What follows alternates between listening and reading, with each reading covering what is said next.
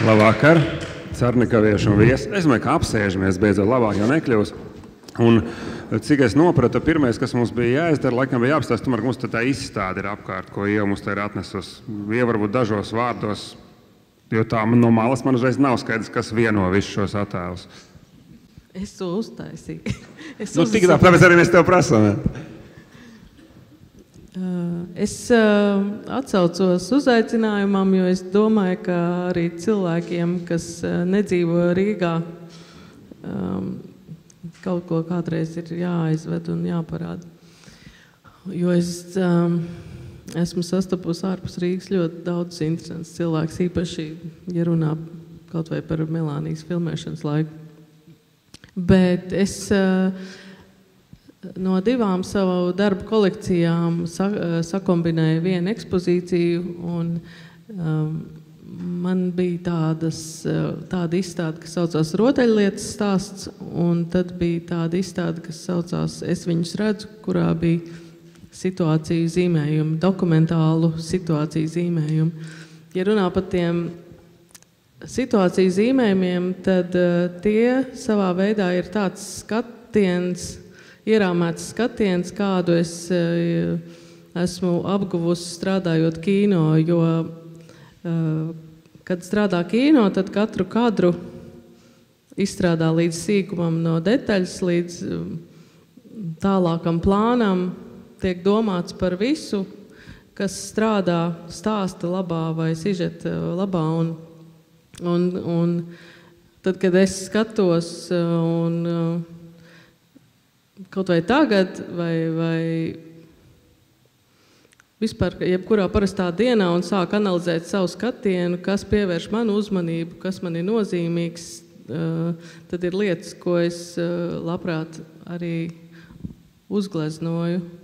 Un tā ir kaut kāda personīga vizuāla dienas grāmata, bet tur ir arī lietas, kas arī citiem varbūt ir interesants. Un rotaļlietas stāsts, tad, kad bērni bija mazāki un man likās, ka es varbūt netieku pietiekoši ārā no mājas, es vācot viņu mantiņas, ievēroju, ka ir kaut kādas situācijas, kas man liekas dramaturģiskas, ka tur ir kaut kāda barbija, nolaustu kāju un smaikoši ķēns un viens supermens izskatās uzpūties un otrs proporcionāli maziņš, bet ļoti dusmīgs un tāds cīņas pilns. Man likās tās principā ir tāds attiecības, kā ir cilvēku pieaugušo cilvēku starpā. Un tad es saliku tās rotaļlietas un uzgleznoju tās bildes. Un tad bija interesanti, kad man bija tā izstāde, tad bija cilvēki, kas uztvēra to manu domu un viņi saprata, ka tā nav izstāde bērniem, tikai kas atpazīst, ka viņiem arī ir tādas mantas. Principā tas ir par cilvēkiem, par pieaugušajiem. Bet tas ir tas, kā tu iemācies vispār novērot un ievērot lietas sev apkārt, ka arī neizejot no mājas, tev var būt ļoti interesanta dzīve. Jā, tas ir tas, ko es atvedu. Man uzreiz kļūst stipri interesantāk vērot, dzirdot šo vienu teikumu, paskaidrojumā, ka tās rotaļlietas varbūt tieši tādā secībā vai attiecībās ir vienkārši mētājušās mājās uz tepiķi, un kad tu to esi pamanījis, tas ir interesanti. Bet jūs visi trīs kopā, būtībā esat katrs pa sev viens ļaušs, kur varētu runāties 2 stundas, un būtu tāpat viens, bet šodien esat visi trīs kopā, un pēdējais, ko es laikam kopā visi trīs darījāt, bija Melānijas kronika, ja es nemaldos, Viestur, kā ir? Jā, tā. Mums bija liela laime, ka Vaibroka atļāvās piedalīties. Liela laime bija tas, ka Viesturs man uzaicināja. Patiešām tas bija tā, un es būtu tāda loma, varbūt jūs esat redzējuši, Melānijas kronika ir diezgan dramatiska, un tas, bet man likās ļoti svarīgi, un man tiešām es ļoti priecājos, ka Viesturs man uzaicināja, jo man likās ļoti svarīgi piedalīties šajā notikumā, kas ir Melānijas kronikas ekranizācija, un šo stāstu izstāstīt, un man liekas, ka tas darbs ir ļoti izdevies visu filmu kopumā, un mani tā patiešām emocionāli satrieca, un es domāju, ka ļoti daudzas, un Jā, un ir svarīgi, ka tāda filma ir un ka tā mums, to mēs vairs nekad neaizmirsīsim. Mēs zināsim par šiem notikumiem, kas ir mūsu tautas vēsturē. Kaut gan, protams, tas viss ir zināms un bijis zināms, bet tādā vizuālā formā tas ir svarīgs, ļoti būtisks notikums mums visiem. Varbūt paceļ roku, kur ir redzējuši Melānijas kroniku? Mazliet mazākā pusē, bet mēs redzējuši, ir daži, varbūt, ka pāriem radīsies interesi nostīties uzreiz pēc mūsu sarunas. Bet, Baiba, tev laikam šī nebija pirmā filma, kurā tu piedalījies, kurā stāsts ir par to, kā cilvēks ar vilcienu aizved Sibīriju. Daudz viņa nav, bet otrā. Abas divas. Jā, abas divas manas filmas, pirmā un pēdējā pagaidām, teiksim tā. Jo patiešām 1990. gadā bija iznāca filma Valsts mūža garumā, kurā es spēlēju galveno varoni Veltu, kuras stāsts arī ir saistīts ar izvešanu. Viņa pati netiek izvesta, bet tiek izvests viņas bērns, kurš nonāk Sibīrijā, un tas viss stāsts es spēlēju šo varoni jaunībā, un tādos brieduma gados Astrid Kairiša šo lomu spēlēju. Jā. Dzida Rittenberga režisora. Tā bija, starp citu, pēdējā filma, kas tika uzņemta par PSRS līdzekļiem. Un pēc tam 91. gadā tātad mēs atguvām neatkarību, un tad vairs Padomju Savienība nesponsorēja. Uz brīdi beidzās kino, bet, paldies Dievam, atsākās. Bet kino atsākās, un acīm redzam atsākās, jo Viesturam bija bijis ko darīt, un Viesturs vairākas filmas uzņēmis, tad nav tā, ka Latvijā kino nevar uztaisīt. Nē, jā. Grūts. Nē, var uztaisīt, jāmēģina taisīt, man liekas, grūti jau dzīvot, ja tu kaut ko uzskati, ka tu nevari uztaisīt. Tev jāmēģina. Viegli nav, bet kaut ko jau darīt var, un es domāju, ka, grūtāk, ka, piemēram, tādām vēsturiskām filmām, protams, kur vajag vairāk līdzekļus, un tād komplicētāk tas viss un dārgāk, un tā. Starp citu, šo Baibas izstāstīto epizodu no filmas es ļoti labi atceros, jo tur bija tas vagons, kur bēra tās zīmītes, un tur tā bija ļoti, ļoti iespaidīga epizode. Un tas ir, interesanti, ka tā sanāca, ka tās divas. Es varbūt papildināšu to stāstu, ko es neesmu izstāstījusi Viesturam un Ievai, un arī jums. Es saņēmu vēstuli uz Ziemassvētkiem no tās manas varonas, tātad Annas Jēkabsonas, brāļa mazmeitas, kura rakstīja man tādu visas ģimenes vārdā un sava tēva arī vārdā, kurš pats būtu gribējis rakstīt, bet šobrīd nav tādā veselības stāvoklī. Un tātad viņi uzņēmās rakstīt tās visas ģimenes un dzimtas vārdā pateicību par šo filmu visai grupai. Un tātad man arī par šo lomu, un viņai bija licies, es gan nebiju redzējis fotogrāfijas, viņai bija licies, ka es tā kā diezgan tuvu tam patiesajai Annai Jēkabsonai esmu veidojis šo filmas daļu. Jā, tas bija ļoti liels pārdzīvojums. Viņa arī rakstīja, ka gan filma viņa ietekmēs, gan arī šo vēstuli rakstot, viņa bija ļoti emocionāli ietekmēta, un es arī.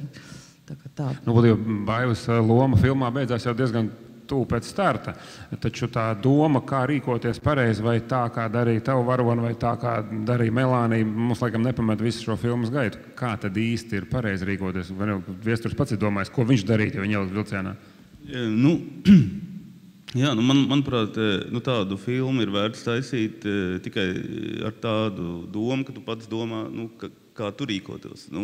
Tas ir vienīgais moments, lai saprastu, ka tas ir mūsdienīgs stāsts. Jo liekas, ka mēs ļoti bieži, tas ir gan politiskā, gan eksistenciālā līmenī, jo mēs ļoti bieži liekas, ka mēs stāstam kaut kādu tādu abstrakciju par kaut kādu vēsturi, par notikumiem, kas ir bijuši, protams, tādi ļoti negatīvi un ļauni un slikti, bet uz mums jau tas vairs neattiecās. Tas viss ir beidzies. Un tad pēkšņi attopies pasaulē, kurā konstatē, ka tas viss nekur nav beidzies, ka pa lielam Otrais pasaules karš tā nemaz nav tā noslēgts, joprojām mēs cīnāmies. Un joprojām šādā vai tādā izpausmē tas viss var notikt. Un protams, man vienmēr ir, es ļoti bieži, man patīk tāds, es neesmu bijis arī armijā, es ļoti daudz veltīju laiku, lai izvairītos no padomju armijas. Tur kaut kādā pēdējā gadā varēja aizķerties, bet man nebija arī nekāda mērķa nokļūt Latvijas armijā pēc tam. Bet es kaut kā tur aizkūlos, un tad jau uz mani tas vairs neatiecās. Bet es bieži esmu domājis, kas ar mani notiktu armijā. Un tad man pēkšņi ļoti bieži bijuši kas ar mani notiktu, ja es nokļūtu cietumā. Jo man ir tāds milzīgs grāmatplaukts mājās, un es visu laiku ar tādām lielām, tas man skan vai kam skan, ar lielām skumjām domāju, ka es nekad neizlasīšu tās visas grāmatas, un domāju, cik labi būtu, ja man ieslēgtu uz kādiem 5 gadiem ar tām grāmatām, un es varētu vienkārši lasīt. Un es ļoti bieži domāju, kas ar mani notiktu cietumā, piemēram. Es ļoti bieži, bet es par to reizēm aizdomājos. Man bail, sapņos, kuros es izdaru kaut ko kriminālu, reizēm arī tas gadās. Tas ir liels šausmīgs pārdzīvojums. Es vienmēr ar prieku pamostos. Arī šī gadījumā man likās, ka tas svarīgais ir identifikācijas moments, ka tu saproti, ka tas var notikt ar jebkuru cilvēku, kuru kaut kādā zibenīgā laikā iemet kaut kādā vagonā un kaut kur ved, un tevi atrauj un tev jāizdzīvo. Tas ir ļoti interesanta tāda spēle, un tādā ziņā ļoti svarīgi, man likās, bija arī, kur bija Valentīnai Freimanai tā atmiņa grāmata, kur viņa rakstīja, ka viņa ļoti bagāta ebrejieta, kas tiešām ļoti augstākā līmeņa sabiedrībā visu laiku apgrozījās, un tad viņai vajadzēja slēpties Otrā pasaules kara laikā, un viņa teica, tā ideja, ka viņa saprata, ka inteliģents cilvēks tādai vienkāršai dzīvei vienmēr var piemēroties. Tā nav nekāda nemazākā problēma. Un ka cilvēks, tas, ka tu savu dzīvi to neesi darījis, varbūt kaut kāds tāds parasts darbs, un nezinu, kā izdzīvos, kā principā, ja tev ir attīstīts prāts, tad tu vienmēr spēsi tos darbus darīt. Par to nevajag satraukties. Tā, ka es ļoti laba versija īstenībā. Daži labi tas varbūt nomierina, bet daži labi uztrauc. Nē, katrā ziņā es domāju, ka mēs esam sapratuši, ka vēsture nav nevainīga, ka vēsture nekad nebeidzas, ka tā ir, zinām, mērā cikliska, un lai cik grūti mums iztēloties. Vienkārši katrā ziņā ir viena lieta piesardzība, ka tas vairs nenotiks, bet, protams, man liekas, kas nav nekas pozitīvs, bet es arī par šo filmu, gan arī tāpat laikā, gan Latvijā, gan ārpus Latvijas, es šobrīd izjūtu to kaut kādu ārkārtīgu aktualitāti. Viņa atskaņo to trauksmes sajūtu, kas šobrīd ir visā pasaulē, un ne tikai Eiropā, un ne tikai Latvijā.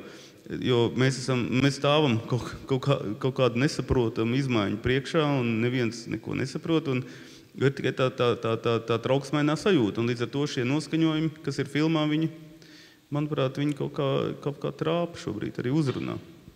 Tā ka tas varbūt nav nekas labs, tas ir forši filmai, ka viņa uzrunā. Tur ir drāma. Jā, bet tas tiešām nav tāds, tas ir tāds nav nevainīgs stāsts par vēsturi. Bet jā, kaut kas mūsdienās ir tāds trauksmains, ka mēs atkal par to baidamies. Bet šī filma tomēr, lai arī ir mākslas filma, tomēr ir dokuments, un jautājums jau tev vislielāka atbildība, kā tas izskatīsies, vai ne? Tomēr tev jādomā, tas būtu vēsturiski, lai tas būtu arī kino, un pēc šīs filmas, varbūt pēc 100 gadiem cilvēks spriedīs, kā toreiz bija, kaut gan tā ir filma 70 gadus pēc, kad tas ir noticis. Jā. Es no tās atbildības negulēju daudzas naktis, es domāju. Un tad es pētīju visus man pieejamos materiālus, gan vizuālos, gan tiešām Melānijas pašas tekstos un daudz citu sibīriešu tekstos ir daudz detaļas. Un daudzas lietas ir, varētu teikt, tādas, kuras pat ir grūti bez paskaidrojuma rādīt, jo bija jādomā arī par to, ka nevar rādīt, ka bērniņam ir uzšūts mētelīts no lietusarga, kāds bija realitātē, jo viņš izskatītos pēc kaut kāda karnevāla kostīma. Un tādā ziņā tiešām bija ļoti daudz izšķiršanās, lai būtu gan tas dokumentālais, gan ticamības moments, gan jā. Un Baibai jautājums, var tie, kas nav redzējuši filmu, tad Baibas varona nogalina gan savus bērnus, gan pati sev. Viņa saprot, ka tur tālāk nekas labs nebūs. Bet Baiba, kā tu par to domāji, kā tu vispār sev lika noticēt, ka tāda rīcība ir iespējama, taisot šo lomu? Bet es gribu uzreiz pateikt, ka šīs lomas bija vajadzīga liela aktrise. To nevarētu tā tipāši izdarīt.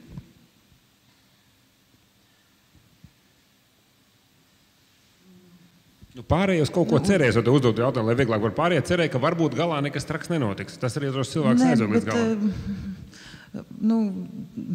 Tāpat jau ir zināms arī mēdējas stāsts un kaut kā tāda sajūta cilvēkam, ka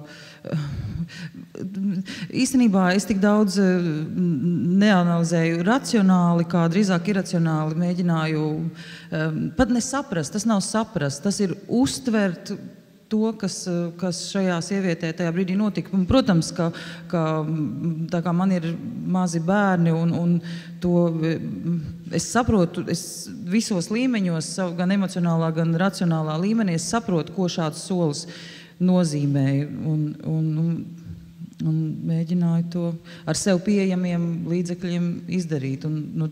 Man ir šī profesija, kura dod man tādu iespēju, bet kā es to izdarīju, to es arī negribu sev analizēt, tādēļ, ka tā kā ne visu režisoram derēja. Es izdarīju kopā ar režisoru un ar Ievu. Ieva ļoti pie tā arī.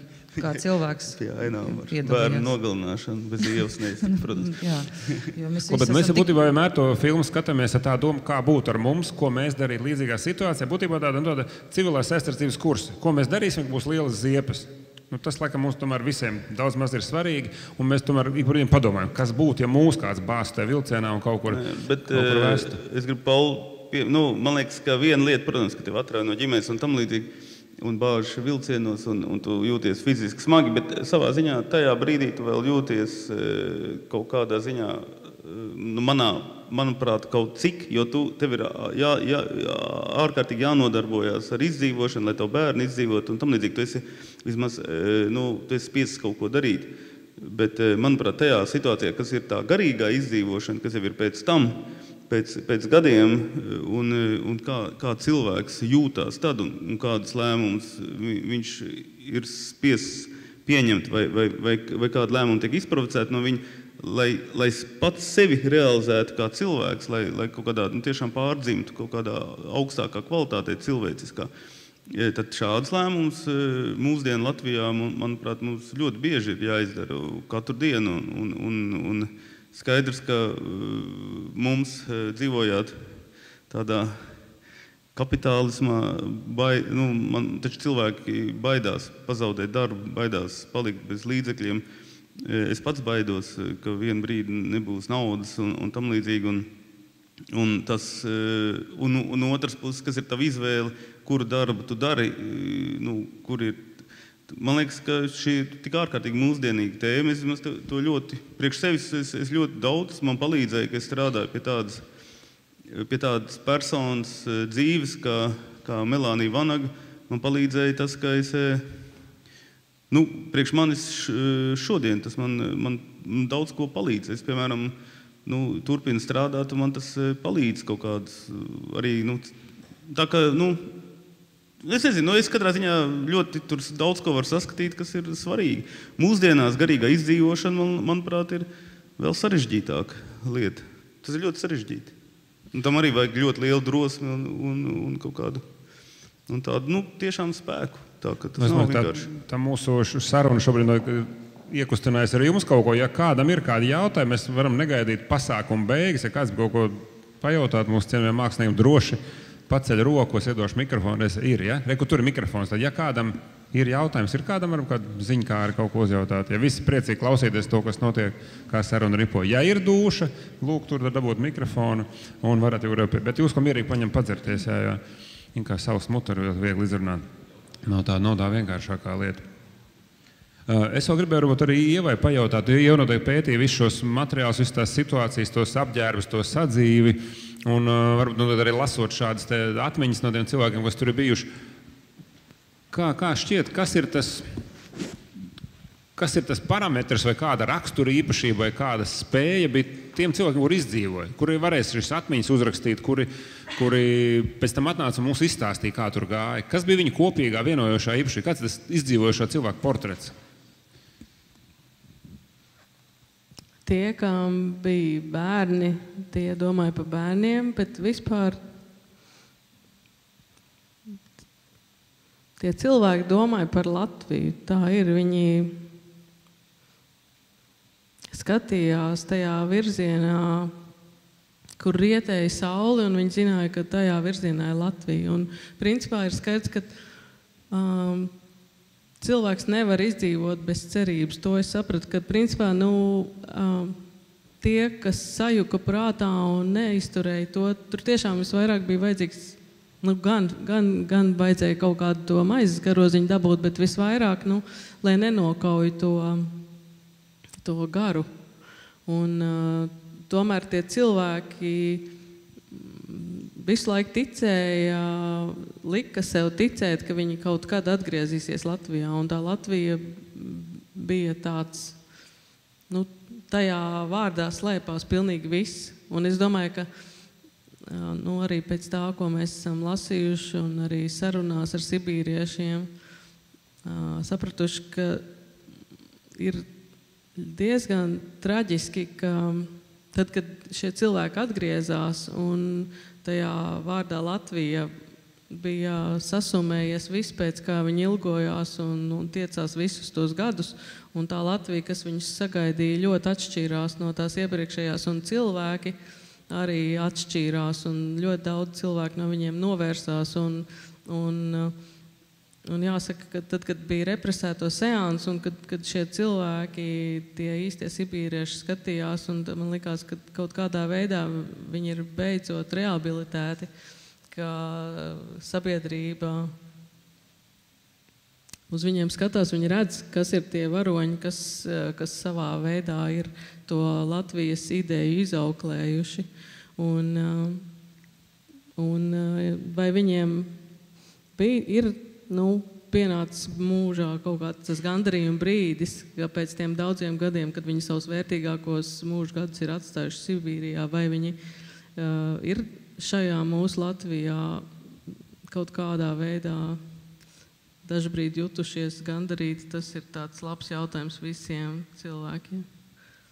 Viestur, un tavu tēzi, ko tu teici, ka Valentīna Freimane teikusi, ka ja inteliģentam cilvēkam varbūt ir vieglāk izdzīvot, viņš spēja vairāk kaut ko izdomāt, izdarīt un pielāgoties situācijai, vai šī tēze ir arī pielāgojama pie tiem, kas ir atgriezušies vai kas ir izdzīvojuši? Tur tiešām ir kaut kāds tam sakars ar cilvēku? Nē, jāsaprot Latvijas vispār vēsturisko izcelšanos, mēs visi esam zemnieki, un arī, ja mums ir reti, kurš kaut kāds otrās, tagad jau mēs varam runāt par kaut kādā otrās, trešās paudzes inteliģentiem, Melānijas laikā tie visi bija pirmās paudzes inteliģenti faktiski, un viņi visi ir, acīm redzot, cēlušies kaut kur laukos un zina, kas ir vienkārši parasts darbs un tā tam līdzīgi, bet, ko mēs saucam par inteliģenci, tas jau ir tikpat kā kaut kāds labs vārds, tikpat labi lamu vārds. Inteliģence, tas jau vispār tāds padomi vārds. Tāda inteliģence angliski, man liekas, nav tulkojuma. Varētu teikt kaut kāds intelektuāls vai kaut kāds garīgs cilvēks, bet inteliģence tas ir tāds, manuprāt, Latvija noteikti būtu daudz labāka valsts, ja mums būtu spēcīga inteliģence, ja mūsu inteliģence nevis kaut kā apkalpotu valsti, bet iestātos par tādām vērtībām. Man liekas, mēs ļoti daudz esam arī zaudējuši tieši mūsu inteliģences dēļ. Tā ka es to tas nav nekāda. Būt inteliģentam, tas vienlaicīgi nozīmē, ka tu vienmēr esi pie tiem vienmēr pie tā labi uzklātā galda un vienmēr tevi saredz visi. Bet, protams, ka man liekas, patiesas garīgs darbs ir kaut kas pilnīgi pretrunā ar to visu. Tas ir drosmīgs, izaicinošs, vienmēr uz robežas ar kontroversiju, vienmēr uz robežas ar pilnīgo izgāšanos. Tas, manuprāt, ir īsts darbs, izaicinošs. Un tam nav nekāda sakara ar tādu inteliģenci. Tas ir, inteliģence jau ir tāda, kur cilvēki jau ir kaut ko tas jau tāds status. garīgs darbs, tas nav status, tas ir vienmēr tu sevi uzliec uz riska. Man, protams, interesē tikai tāds darbs, un tā ka es nezinu, man grūti spriest, es domāju, ka tas jautājums Ievai bija par to, kā tie cilvēki izskatās, bet tomēr mums jāatzīst, ka tiem cilvēkiem bija kaut kāda, skatās kaut tās fotogrāfijas, tie cilvēki bija katrs pats ar savu pasauli, viņi kaut ko nesa. Un mūsdienās tieši mūsdienu, tā skaitā visas sabiedrības attīstības un arī kultūras attīstības un arī vispār kopējās attīstības galvenā tendence ir izsist tevī šīs atšķirības, tevi izlīdzināt, zinām mērā padarīt par skrūvīti. Iedomājieties, ja tu ej strādāt labu darbu, un tev ir savs viedoklis. Tu faktiski nedari tam darbam kaut kādā ministrijā vai kur. Un tā ir tā ļoti, tāda ārkārtīgi bīstamā lieta, kas mūsu sabiedrībā mums visi baidās no spilgtiem cilvēkiem.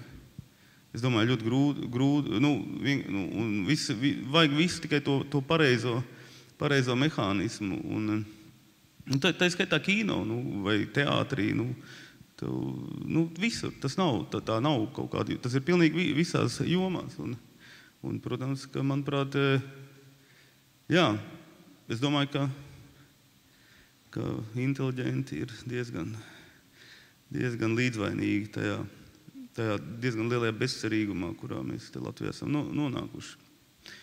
Tā. Es sešu vainu nenoņemu. Kino nav vienīgā joma, kurā jūs darbojaties. Vai varētu katrs no jums pastāstīt par pieredzi un par izjūtām, izpaužoties teātrī un operā? Es varētu sākt ar sevi, tāpēc, ka... Kādu jūs redzējat? Viņi gāja? Jā. Paldies. Jūs man atgādinājāt, ka man vajadzēja aiziet apsīties. Bet, nezinu, katrā ziņā kādreiz man šis jautājums ļoti satrauc, jo man ilgu laiku esmu domājis, ka man beidzot vajag izšķirties, vai es daru teātri, vai es daru operu, vai kino. Un brīžiem tiešām, kad daru vairāk teātri, brīžiem, ka kino lielo filmu, kas sāc taisīt, tas ir pilnīgi pārņem tevi, un tad brīžiem es vienkārši operas kaut kāds vairākus gadus taisīju. Un šobrīd esmu sapratis, ka es esmu sapratis, priekš kam man bija vajadzīga opera, lai es vispār saprastu kaut kādu mērogu, ka man tagad jau nav vairs svarīgi, vai es taisu, vai tas mērogs ir kaut kādā dokumentālajā filmā, kas man tāpat interesē.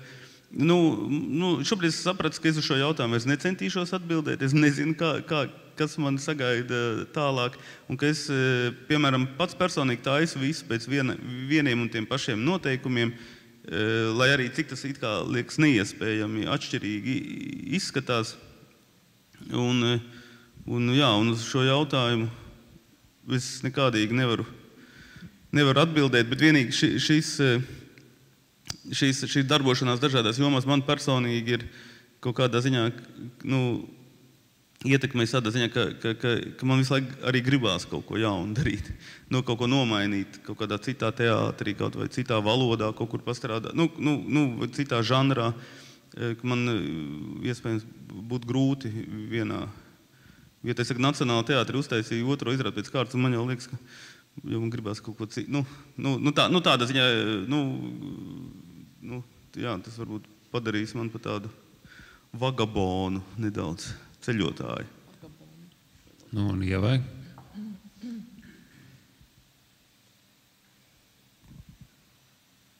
Kaut kāds ļoti plašs tas jautājums, un tad man liekas, ka visos tajos darbos strādājot, tajos liela mērogā ir gan teātra izrāde, vai opera, vai filma. Tur vienmēr tas risks pašā sākumā, ka tu sajūti, ka ir baigās ziepes, ka ir baigais mērogs un vispār kā to uztaisīt. Un tad vienkārši sāc to vagu art un ļoti bieži beigās ir izbrīns. Man ļoti bieži ir beigās izbrīns īpaši operā, kad jau orķestris skan un kad visa tā milzīgā mašinērija ir palaista, viss solisti staigā jau manos kostīmos un skatos. Ir tā dekorācija, man bieži vien ir grūti noticēt, ka es tajā visā esmu stipri atbildīga, jo liekas, ka tā pasaule ļoti tāda liela. Un ir milzīgs spēks vienkārši tajā, ka tu sastopies, ka katrs it kā dara to savējo lietu, un tad ir vēl kaut kādi citi spēki, kuriem noteikti ir jāpiedalās, kaut kādai enerģijai jānāk klāt, lai īstenotos kaut kas, kas ir lielāks par katra individuālo ieceri, jo tikai tad notiek tas mākslas katrs pārdzīvojums, kad pievienojas vēl kaut kāds tāds lielais caurvējš kaut kāds. Pabēlē, ka vienkāršāk to nav jāizvēlās opera. Nē, man ir pavisam vienkārši, man pamatnodarbošanās ir teātra aktrise un jau gandrīz 20 gadu. Un tas tie kino projekti, tas tāda mazliet sānsoļi tādi, kur ir ļoti patīkami arī. Bet ko Viesturs teica arī, un ko es arī savā darbā esmu beidzot tagad sapratusi, ka pilnīgi visbūtiskākais katru jaunu darbu sakot, lai ir tā riska garša, lai ir mazliet tāda sajūta pat, kad neiespējams, tāda neizdošanās, tāda smaciņa klāt tam darbam, ar kuru saskaros. Un tā ir bijis visos, kuri man ir devuši lielāko gandarījumu. Jā, un tie, kas kaut kā tā viegli un uzreiz ir skaidrs, kā, kaut kā tāda arī daudz nav bijis, bet kad ir tā neiespējamības, ka tas apjoma, sajūt, ka to apjomu nevar apgūt, vai ka to, kad jāmet iekšā kaut kādā tādā, es varu pastāstīt par nākamo projektu, kas būs par Ļeņinu un Krupskaju, par to periodu, par latviešu strelniekiem, kā viņi to, par visu šo periodu, kas ir maz arī izzināts, un režisors būs Uldis Tīrons, kurš šajā režisora statusā jau startēs otro reizi, bet bez tādas īpašas, viņš ir ļoti spēcīgs kā filozofs, kā domātājs un dažādi citādi, bet režijas lauciņā, par to es nezinu, to varbūt tu zini vairāk, bet režijas lauciņā tas viņam ir otrais darbs, un man sajūta ir, tā kā pie, tūkstneša. Es esmu, ļoti, ļoti jocīga, bet es ceru, un Vils Daudziņš arī šajā projektā piedalās, un tas ir ļoti arī liels atbalsts, jo Vilis viņš ir ļoti daudz interesēs par vēsturi, viņam patīk šīs tēmas, viņš var izrakt līdz smalkākai detaļai, ko es, protams, arī gatavojos darīt, bet, es šajā gadījumā Viesturs ir spēcīgāks, nevis Viesturs, bet Vīlis, un arī Uldis Tīrons. Bet, es vārdu sakot stāst par to, ka tas ir projekts, tu būs Krupskaja. Jā, Ļeņins es varētu, bet varbūt Vils būs labāks. Klau, nosties, tev atbild apmierina, vai ne? Bija vērts pa... Jā, tā kā ja vēl kādam ir jādod redzēt, kāds interesants atbildes mēs dabojām, ne? Tā kā vai tikai pajautāt, un ir vēl dūši, ja? Es personīgi gribu pajautāt par teātra Kairišam, režisoram. Sakīt, jūs drāmas teātrī bijāt režisors Mērnieku laikiem? Bija tāds gadījums, jā. Kāds 6-7 gadu apakaļ, apmēram, jā? Es noskatījos to teātru, es tomēr domāju, ka, ja ir rakstīts uz afišu Brāļi Kaudzītes Mērnieku laiki, tad es eju skatīties Brāļi Kaudzītes Mērnieku laiks. Ko jūs tur ieraudzījāt? Bet ja es aizeju un redzu pilnīgi kaut ko citu, kas man nav saprotams pilnīgi, es skatos uz vienu, uz otru pusi un domāju, iet ārā vai neiet ārā. Jo tas nevar būt, ka slātavieši dzēr no pudelēm, Liena dzēr no graņonku šnabi. Man tas likās kaut kas, jo tomēr es uzskatu, ja mūsu dižgari ir sarakstījuši tādus darbus, kas paudžu paudzēm iet caur Latviju, ka tomēr viņi ir jāciena, jo es nezinu, ko viņi domā tur augšā, skatoties tādu darbu. Paldies par jautājumu, tas ir ļoti labs jautājums. Es, protams, mēģināšu jums oponēt. Pirmkārt, es uzskatu, ka es ļoti cienu šos dižgars, un kur nu vēl brāļus Kaudzīšus ar tādu humoru izjūtu, man liekas, Latvijā, no rakstniecībā reti, kurš ir uzstājies. Es gribu pateikt, ka jā, es domāju, ka brāļi Kaudzīši atbalstīt manu pozīciju, nevis jūsu. Man ir kaut kā tāda dziļa pārliecība par to, jo es domāju, ka es rīkotos tāpat, mani interesētu tas saslēgums ar katru paudzi, un es nedomāju, ka brāļi Kaudzīši būtu laimīgi redzot, ja mēs tagad iestudētu ar tām lielajām hūtēm un viss tādā stilā, man liekas, tā būtu tāda ļoti slikta, bezgaumīga komēdija, jo es kā cilvēks diez vai varētu identificēties ar to. Tā arī var darīt, bet tas bija man ļoti žēl, protams, es skumstu par katru skatītāju, kas neapmierināts, bet es cienu arī pozīciju, ja kaut kas nepatīk, manuprāt, ir jāiet ārā, man liekas, tā ir godīga attieksme, bet, man jūs jābēdina, es sev pelnus uz galvas nekaisīšu šajā gadījumā.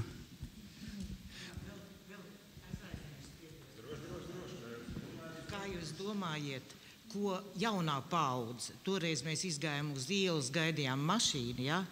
Un, 11 bija, no vidusskola varbūt vai kādi. Tie baigi priecīgie visi bija. Teicu, ka mēs noskatījāmies Miernieku laiks, mums tagad nemaz nav jālasa. Tagad kā viņi literatūras skolotāji, ja viņiem būs sacerējumi vai tur atstāstījumi, kā viņi interpretēs to visu skolā, ko viņi ir redzējuši, jo viņi bija ļoti priecīgi par to izrādi. Man nav ko komentēt. Es domāju, ka skaidrs, ka sliktie teātra skatīšanās aizstāja lasīšanu. Es ceru, ka tā tieši izprovocē lasīšanu un ko viņi teiks. Galvenais, lai viņi saka savas domas, nevis skolotāju domas. Tā es domāju. Nezinu, man nav viedokļi šajā. Man liekas, ka te ir viena tāda lieta, ar ko saskaras katrs režisors un aktieri, kad sāk darbu pie kura pamatā ir kāda vēsturiska luga vai stāsts par kādu vēsturisku personu, ir jāizvēlas, vai mēs gribam uztaisīt efektīgu izrādi, kurā mēs visu izmainam, negaidīti parādam un kaut kā savādāk, vai mēs gribam izglītot publiku, izglītot skolniekus, lai viņi varētu tiešām nelasīt un visu stāstu tā vienais otru notikumus izstāstam. Un es par to runāju, kad mēs par izrādi Aspazija. Un daudzi kritiķi, kas interesanti, vairāk kritiķi, kas man mazliet, varbūt kāds ir redzējis šo izrādi. Jā, vairāk kritiķi teica tā, tur jau nekā jauna nebija, tur tas viss stāsts ir izstāstīts un kaut kā. Un un tad es sapratu, ka viņi nav sapratuši būtisku lietu, ka mēs šajā gadījumā sev stādījām par uzdevumu pēc iespējas vairāk izstāstīt. Nevis teiksim, kaut kādus piruetus taisīt par šo tēmu Aspazija, kuras dzimšanas dienas gadā mēs šo izrādi taisam, bet patiešām izstāstīt, jo mēs visi runājam Rainis un Aspazija, visi visu zinām, bet patiesībā mēs ļoti daudz ko nezinām. Un tā izrādē bija šāds viens no uzdevumiem, nevienīgais, bet viens no uzdevumiem izstāstīt ļoti būtiskus Aspazijas dzīves faktus. Un tas tajā gadījumā tas būtu tā, uz jūsu dzirnavām, ja, bet mēs izvēlējāmies tādu uzdevumu. Bet es pilnīgi piekrītu, ka var izvēlēties arī pilnīgi citu uzdevumu, jo mums ir brīnišķīga filma Mērnieku laiki, kur visi ir ar kārtīgām cepurēm, kā vajag runā pareizās visās akcentos. Un šāds stāsts jau mums ir, mums gan latviešiem, filma, ko mēs varam redzēt kā ekranizēt Mērnieku laiki. Tas ir par to, kādu uzdevumu mēs uzstādām. Es oponēšu, tas tomēr nav ceļš, kā tu izvēlies kaut kādu efektīgāku vai tādu izrādi. Skaidrs, ka tu domā, strādājot, protams, lai tas darbojās uz skatītāju, bet tas nav, man liekas, tik vairāk par efektiem. Manā skatījumā tas ir par domāšanu. Ja precīzāk šobrīd domāšana nolasītos ārprātīgi vēsturiskā veidā uztaisīt, tad tā arī jātaisa. Tas ir, man liekas, vienmēr kāda tev sajūta par to darbu. Tikai pie kam es gribu pateikt, ka es tajā laikā neesmu dzīvojis, piemēram, Kaudzīšu laikā. Un es domāju, tie būtu lieli meli no manas puses taisīt laiku, par ko es nepārzinu. Un diez vai tur būtu kaut kāds labs rezultāts, un pie kam to nav iespējams nemaz restaurēt. Tās tāpat ir, manuprāt, vairāk tas varētu sanākt tāda klišeja par to, kā cilvēku uztver to laiku. Un diez vai tam būtu īsti sakars ar īsto laiku. Bet es domāju, piemēram, šajā gadījumā kaudzītas ģēniju, tas spēks ir tas, ka tas uzrunā mūs šodien šādā veidā. Pēc gadiem, cik tur tas uzrunās savādā kā veidā. Un, ja tas turpinās uzrunāt, tad tas jau taču ir lielākais apliecinājums, manuprāt, tāda veida literatūrai. Vai, jebkam. Tā ka, jā. Kaut kā uzreiz, mums tāds kaislības aizgāja, paņem to tuvo mikrofonu. Man režisoram būtu tāds jautājums. Kāpēc pēdējo gadu laikā Latvijas teātra izrādēs ir jebkura cilvēkiem aktuāla tēma un problēma tiek skatīta caur seksuālo prizmu? Un izrādēs ir ļoti daudz seksa ainas, kas attēlotas naturālā veidā. Un vai izrāžu veidotājiem nešķiet svarīgi, ka publika tieši tāpēc iet prom, nenoskatoties izrādi līdz galam? Tas ir diezgan svarīgi, ja seksuālā aina dēļ publika iet prom, nenoskatoties. Es godīgi sakot nezinu, labs jautājums. Es, protams, sāku domāt, vai arī es uz pasauli skatos tikai caur seksualitātes prizmu katrā jautājumā. Un to nemaz nemākt atbildēt. Nezinu, es vakardien gāju uz JRT izrādi 7, bet viņi izrādās sākās 6, un mēs arī jau nolēmām, ja vakars tāpat bija atvēlēts, mēs aizgājām uz to poļu filmu, kas bija ļoti laba izvēle. Pat bija priecīgs, ka tā sanāca Mīlestības Savienotās valstis. Tāda pagājušā gada Eiropas kino, ļoti labs īstenībā, patiešām ļoti labs, var ieteikt visiem. Un es pēc tam vēl domāju, tomēr tik ārkārtīgi daudz tās seksualitātes, kaut tā filma par tādiem padomju laikiem, izcils aktrises, vienkārši izcils operatoru darbs. Vispār viss ļoti tiešām burtiski ļoti labi. Un, manuprāt, ja kādai tēmai ir vajadzīga seksualitāte, lai to atvērtu, vai seks, vai kails ķermenis, man liekas, tad tas ir jādara. Ja to nevajag, to nedara. Tur ļoti bieži, protams, sanāk arī visādi pārpratumi. Tu gribi kaut ko atvērt ar seksualitātes palīdzību, bet nekas neizdodas. Bet teikt, ka tas ir kaut kā pāršalcis pēdējos gados, man liekas, tas laiks jau ir, man liekas, kails ķermenis uz skatuves šobrīd, tas jau tā kā nekas jauns nebūtu, un manuprāt, tieši šobrīd vairāk, ja ar kaut kādu jēgu tas parādās. Es tā tieši neizjūtu. Man arī reizēm, seksualitāte, kā jūs zināt, ir ļoti jūtīga lieta, un īpaši uz skatuves kino, jo tas kaut kādā ziņā ir bišķi vienkāršāk, un cilvēks arī, es arī kā skatītājs, reizēm, man liekas, tas ir foršāk. Reizēm ne tik labi izdodas, bet tas ir cits jautājums. Un, piemēram, mēs jau diskutējām programmas ievadā par Baibas Broks pēdējo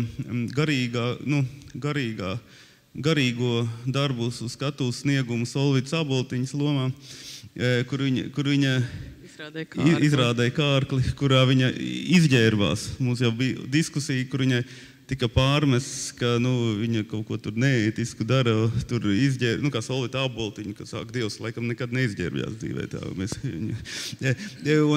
Un es tieši domāju, ka man likās, ka viņa pamaz izģērbās, ka es gaidīju, ka viņa vairāk izģērbsies, un es pat brīnījos, ka kāds viņai pārmet tur izģērbšanos, kas bija ārkārtīgi pieklājīgi. Tā kā, paldies par jautājumu. Es nezinu, manuprāt, es domāju, ja tiešām, man liekas, ir jābūt godīgām pozīcijām. Ja tu aizēji uz teātri un tur kādam ir, kāds tur seksu skatos, tev tas nav pieņemami, vienkārši jāceļās un jāiet ārā. Bet nav jābūt patērētāju pozīcijām. Nedrīkst par to prasīt, manuprāt, naudu atpakaļ. Tāpēc, ka skatītājs ļoti bieži ir pieradis iet uz teātri un lai viņu, tā kā iepriecināt, apsēžās krēslā un iepriecināt. Teātrs, tas ir ļoti nopietns darbs, tas ir appusējs darbs. Un ja tev ir pretenzijas, tas man liekas ok, tad ej projām un pērci nākošo biļeti un varbūt tas tev patiks. Tu nedrīksti prasīt Kāpēc tā? Kāpēc man tas nepatika?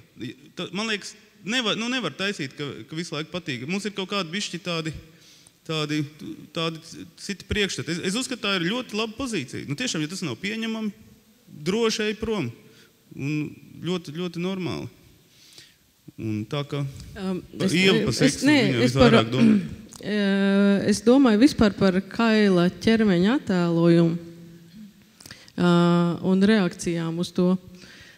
Es esmu gājusi mākslas skolā un mākslas akadēmijā, un es domāju, ka cilvēkiem, kas studē gan mākslas vēsturi, gan kultūras vēsturi, piemēram, mums skolā un akadēmijā bija jāglezno, jāzīmē kaili modeļi.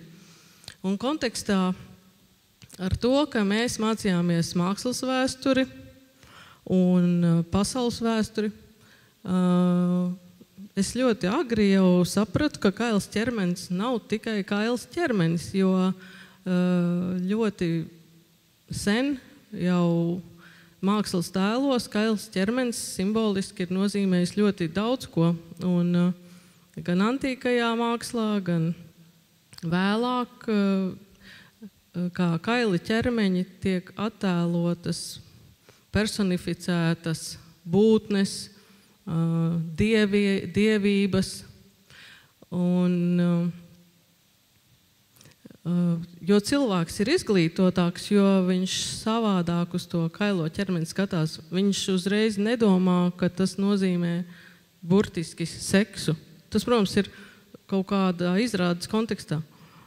Un man liekas, ka vienkārši kādreiz jāpadomā, kāpēc tas režisors tur to ķermeni izlieto. Tas vienmēr nav tikai tā viennozīmīgi.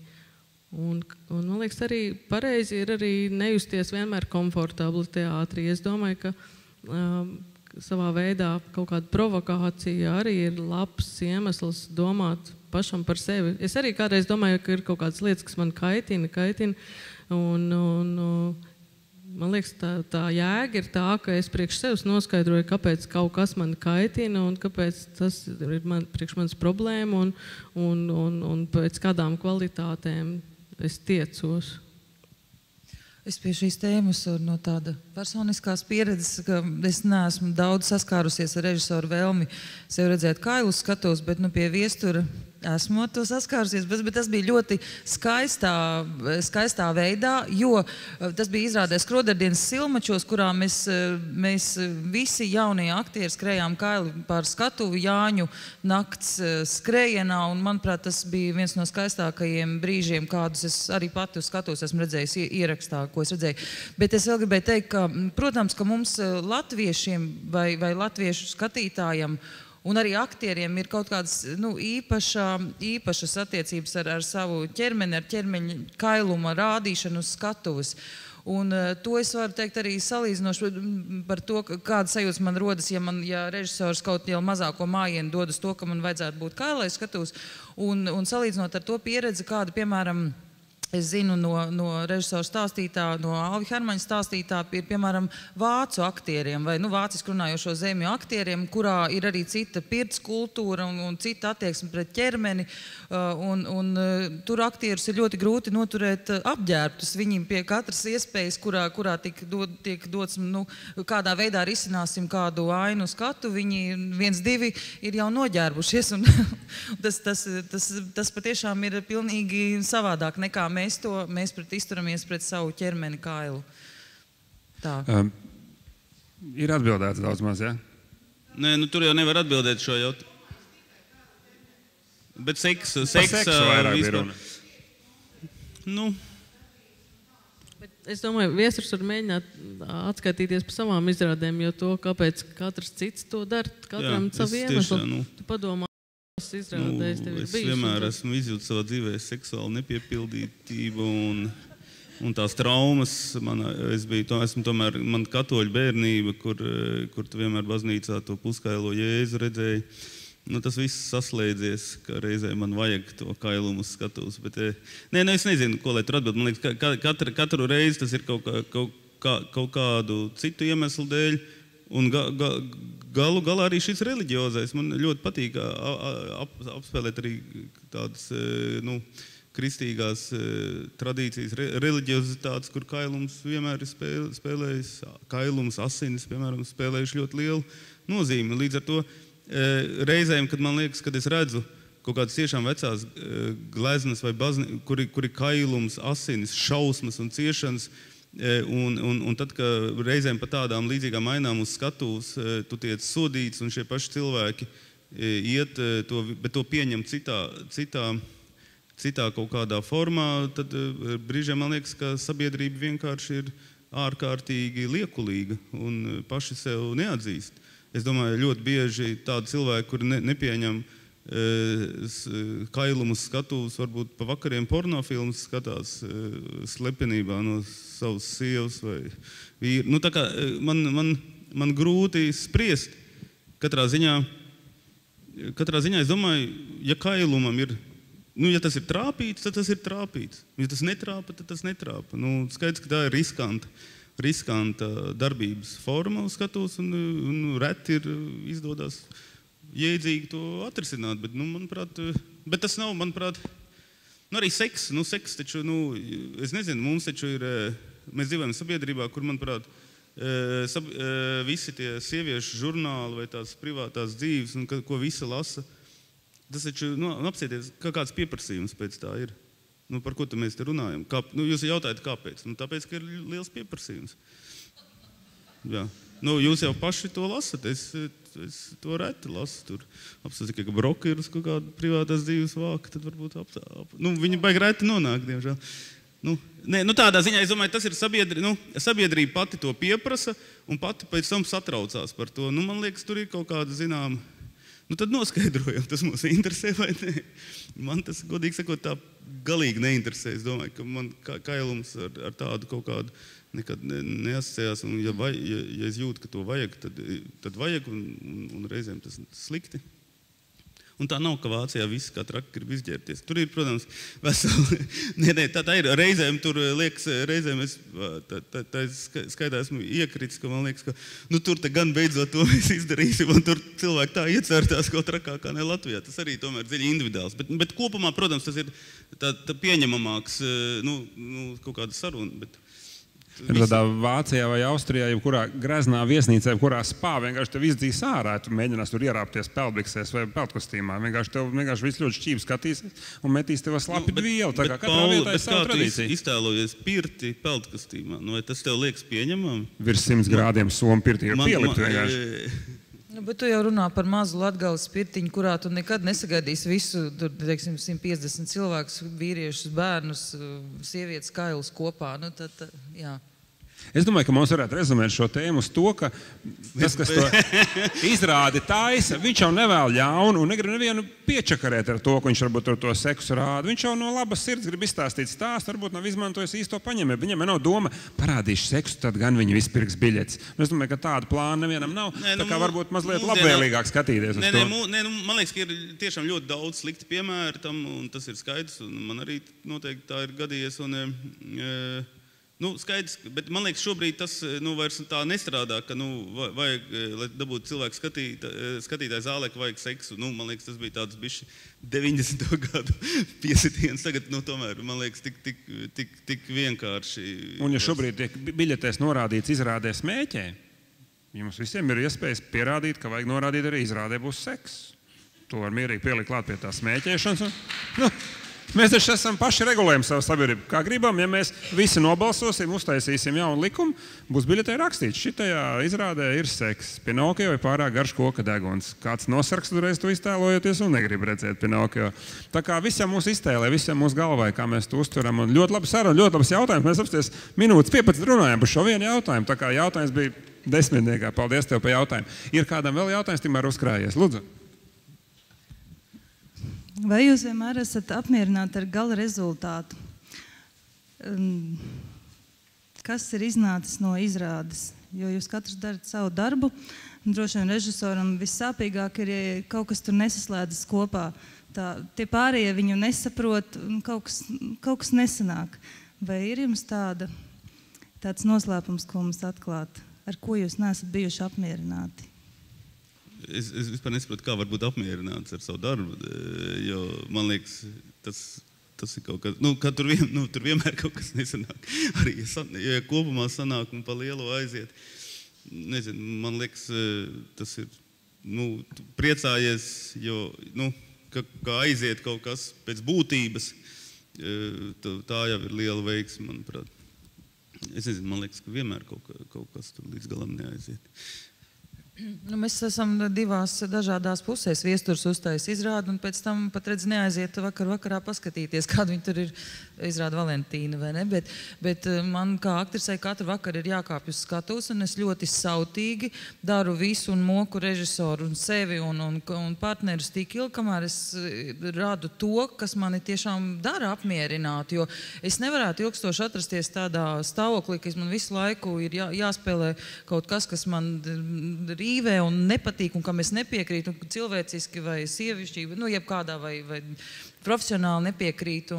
Un es varu teikt, ka man pagaidām ir izdevies izlīdz savu to adatas aci, ka man visas izrādes, kuras arī šobrīd, es tā visu laiku atdomāju, ik pa brīdim taisu revīziju savā lomu sarakstā, ka man nav tādas, kuru man negribētos spēlēt. Viena bija, bet tā tagad izrādi beidzot sazāģēja. Mēs saucam sazāģēju, bet viņi tā kā nospēlēja pēdējo izrādi, un tas ir īsti joks tāds, ka sazāģē mēs tiešām mēģinājām telpā, redzam, kā tā dekorācija tiek sazāģēta, un tad mēs dažkārt izrādes nenospēlējot pēdējo izrādi, tiek noņemtas, un tad mēs to sakam par sazāģētām izrādēm. Bet, tā tad sazāģēja to, kur man nepārāk patika spēlēt aktieriski. Bet, aktieriem ļoti sautīgi jāatrod tas savs patīkamais, vai, patīkamais nevienmēr, patīkamais, ļoti mokošais, grūtais, bet, tā kā vajadzīgais gandarījums sniedzošais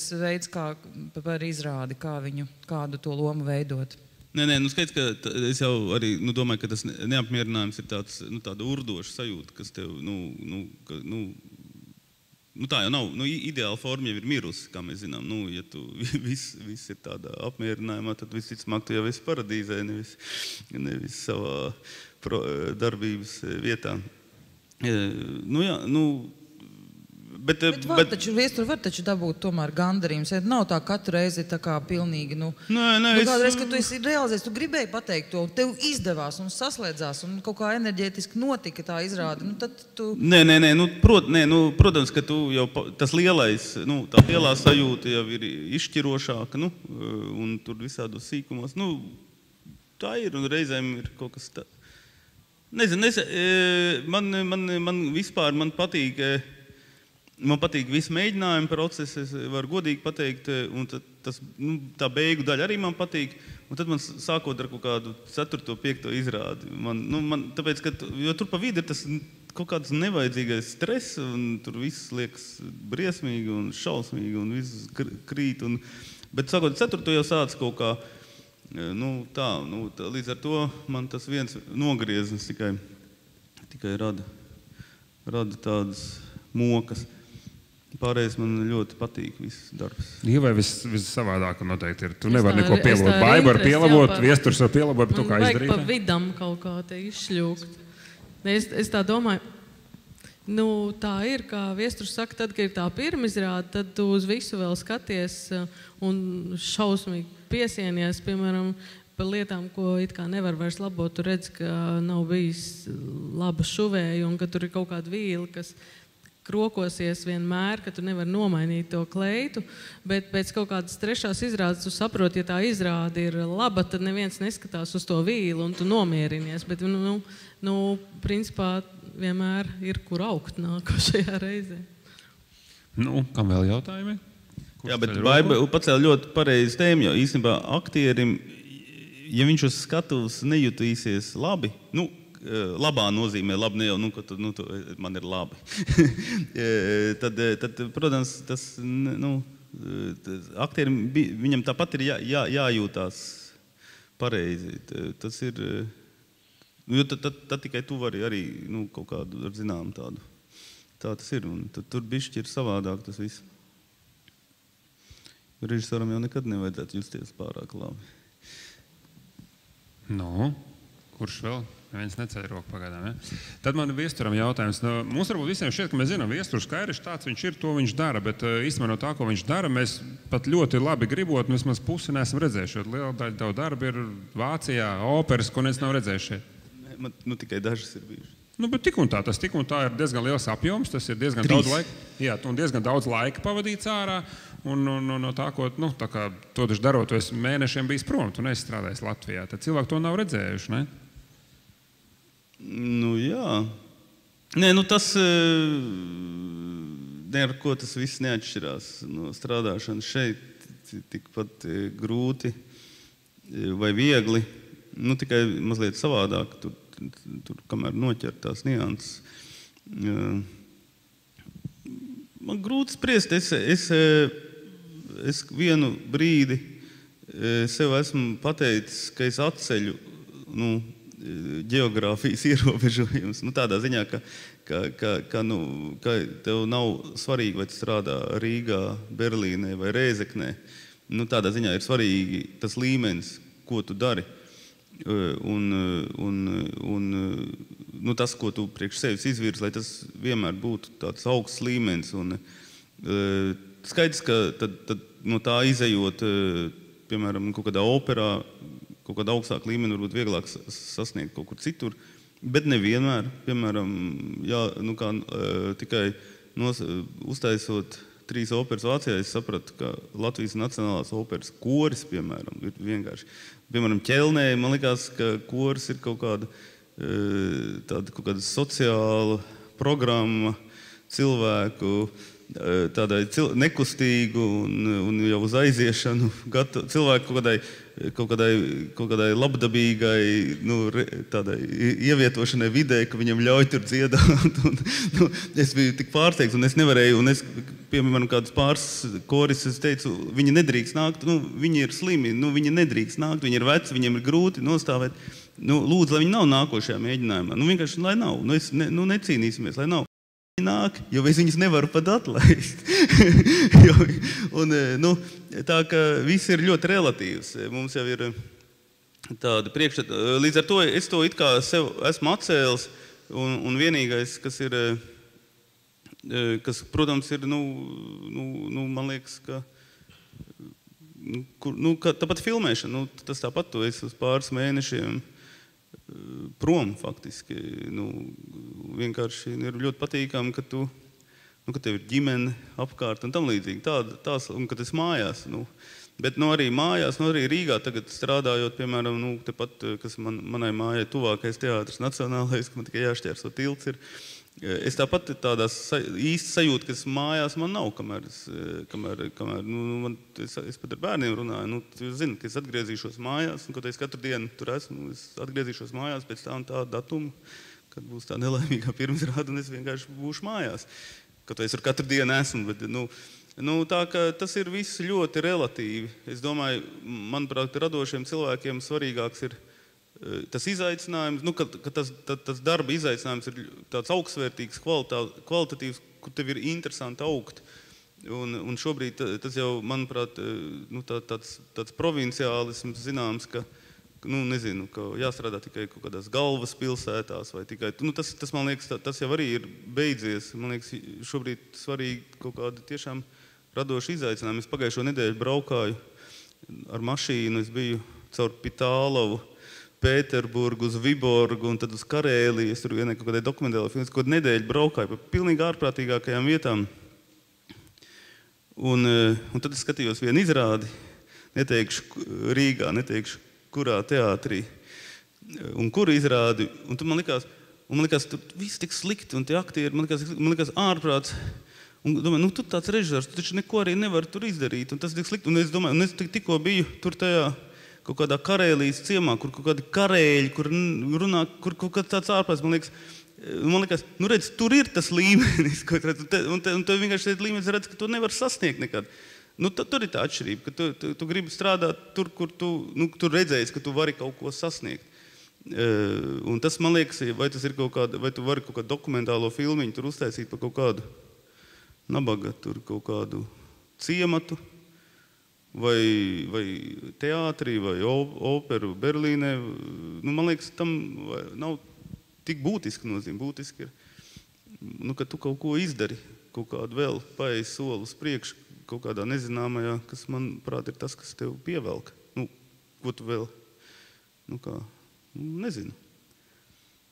Man Ievai jautājums. Jau nav tā, ka strādājot pie operām, tavu darbu beigās cilvēki redz vairāk un pamana nekā viestur darbu?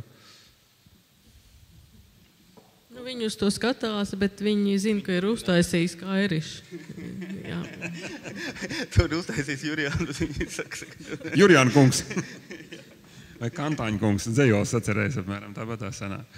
Viestur, kā tev ir? Es no operām tiešām maz ko saprotu. Ko režisors tur atvēzēties? Tā mūzika skan kā skanējusi. Tie dzied kā dziedājuši. Ko tu tur vari izmainīt? Manuprāt, opera ir jātaisa tikpat rūpīgi kā teātra izrāde, kas ir darbības māksla. Mums, diemžēl, ir tādi manā skatījumā nepareizi priekšstati, kas ir tādi dārgi pasaules teātri, tādas, var teikt, bišķi tā kā ievieš, ka ir pietiek ar skaistiem kostīmiem, skaista dekorācija un lielisku dziedāšanu. Tu faktiski tikai dziedi, tur mazliet kaut kā pārvietojies. Un tas jau daudziem patīk. Manuprāt, tas ir ļoti konservatīvs un neinteresants stils. Un visu, ko labāko operas režijā, ja tu viņu iedarbini, tad ārkārtīgi graujoši, spēcīgi var strādāt.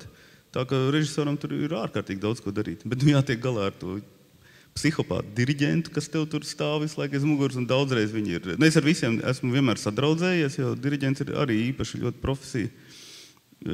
Jātiek galā. Tur ir tāda specifika, bet ja pa lielam, ja kāds prasīt, kā piemēram, es strādāju, tad man ir vai es kādreiz JRT vai citā teātrī, vai filmas grupā, vai kaut kādā operā, nezinu, tur Berlīnē vai Ķelnē, mēs visu laiku tikai smejamies. Nekad nekas nav bijis savādāk. Tā kā vienu brīdi ir sākumā, tas, kamēr tu iepazīsties, kamēr pierod pie manas humora izjūtas, bet ar kaut kādu, kur visu laiku ir tāds ļoti jauks, tāds jautrs, kaut kāds, protams, jautrs bieži līdz asarām, bet tāds ļoti, vienkārši tāds process, kas ir ļoti foršs. Kurām viss ir tāds ārkārtīgi tāds intensīvs, un es nevaru izturēt to tādu attiecību garlaicību. Man liekas, es vienmēr cenšos, vienmēr kaut kāds tā, ka viss notiek, un liekas, ka mēs tur tikai tā labi pavadām laiku. Reizēm arī nekas cits beigās nesanāk, tikai labi. Bet es gribu pateikt, ka tas ir ļoti būtiski, jo tie, piemēram, parasti ir 2 mēneši no manas dzīves. Manuprāt, es negribu no savas dzīves izdēst 2 mēnešus, tāpēc es ļoti rūpējos, lai šie 2 mēneši būtu ārkārtīgi intensīvi un krāšņi, lai tie nebūtu tāds kaut kāds pārbaudītām acīm darbs, kur visi cenšas sasniegt kaut ko labu. Man patīk tieši no otras puses. Līdz ar to es nekad neesmu jutis nekādu atšķirību. Vienmēr ir tieši tā pati atmosfēra un tā, agrāk vai vēlāk. Man baigā jautājums. Viesturs saka, viņš kā režisors var pamanīties, lai tie operas cilvēki arī spēlēt mazliet sāk tā kā kaut kā teātra, ne tikai stāvēt un dziedāt. Es esmu redzējis arī tepat Latvijā teātrī uz skatuves pundurus, baletdejotājs, vēderdejotājs jaunā Rīgas teātrī nesen. Kā domā, ja tādu operas cilvēku, to stāvošo, dziedošo ielikt teātrī, viņš varētu kaut ko nospēlēt? Kāda tautas sajūta? Ne mazāko šaubu. Man liekas, ka operas dziedātāji tagad vēl jau vairāk kļūst, ļoti parāda savus dramatisko aktieru talantus, un tāds stils vēl jau vairāk tiek novērtēts. Man liekas, ka kādreiz tā kā kādreiz opera dziedātāji uztver ar statisku dziedāšanu, to ir ļoti par maz. Gan fiziska kustība ziņā un tā. Bet viena lieta, ko es operā vadot vienu pasākumu, ko es nedaru bieži, ir kopā ar mūziķiem. Un šajā vidē es sapratu, ka mūzika ir tomēr viena no augstāka māksla, iedarbīgāka māksla par dramatisko teātru. Un dramatiskam teātrim ir ļoti, ļoti jāstrādā, lai sasniegtu to iedarbību, kāda nāk no mūzikas. Tā tas ir, bet tas nekas.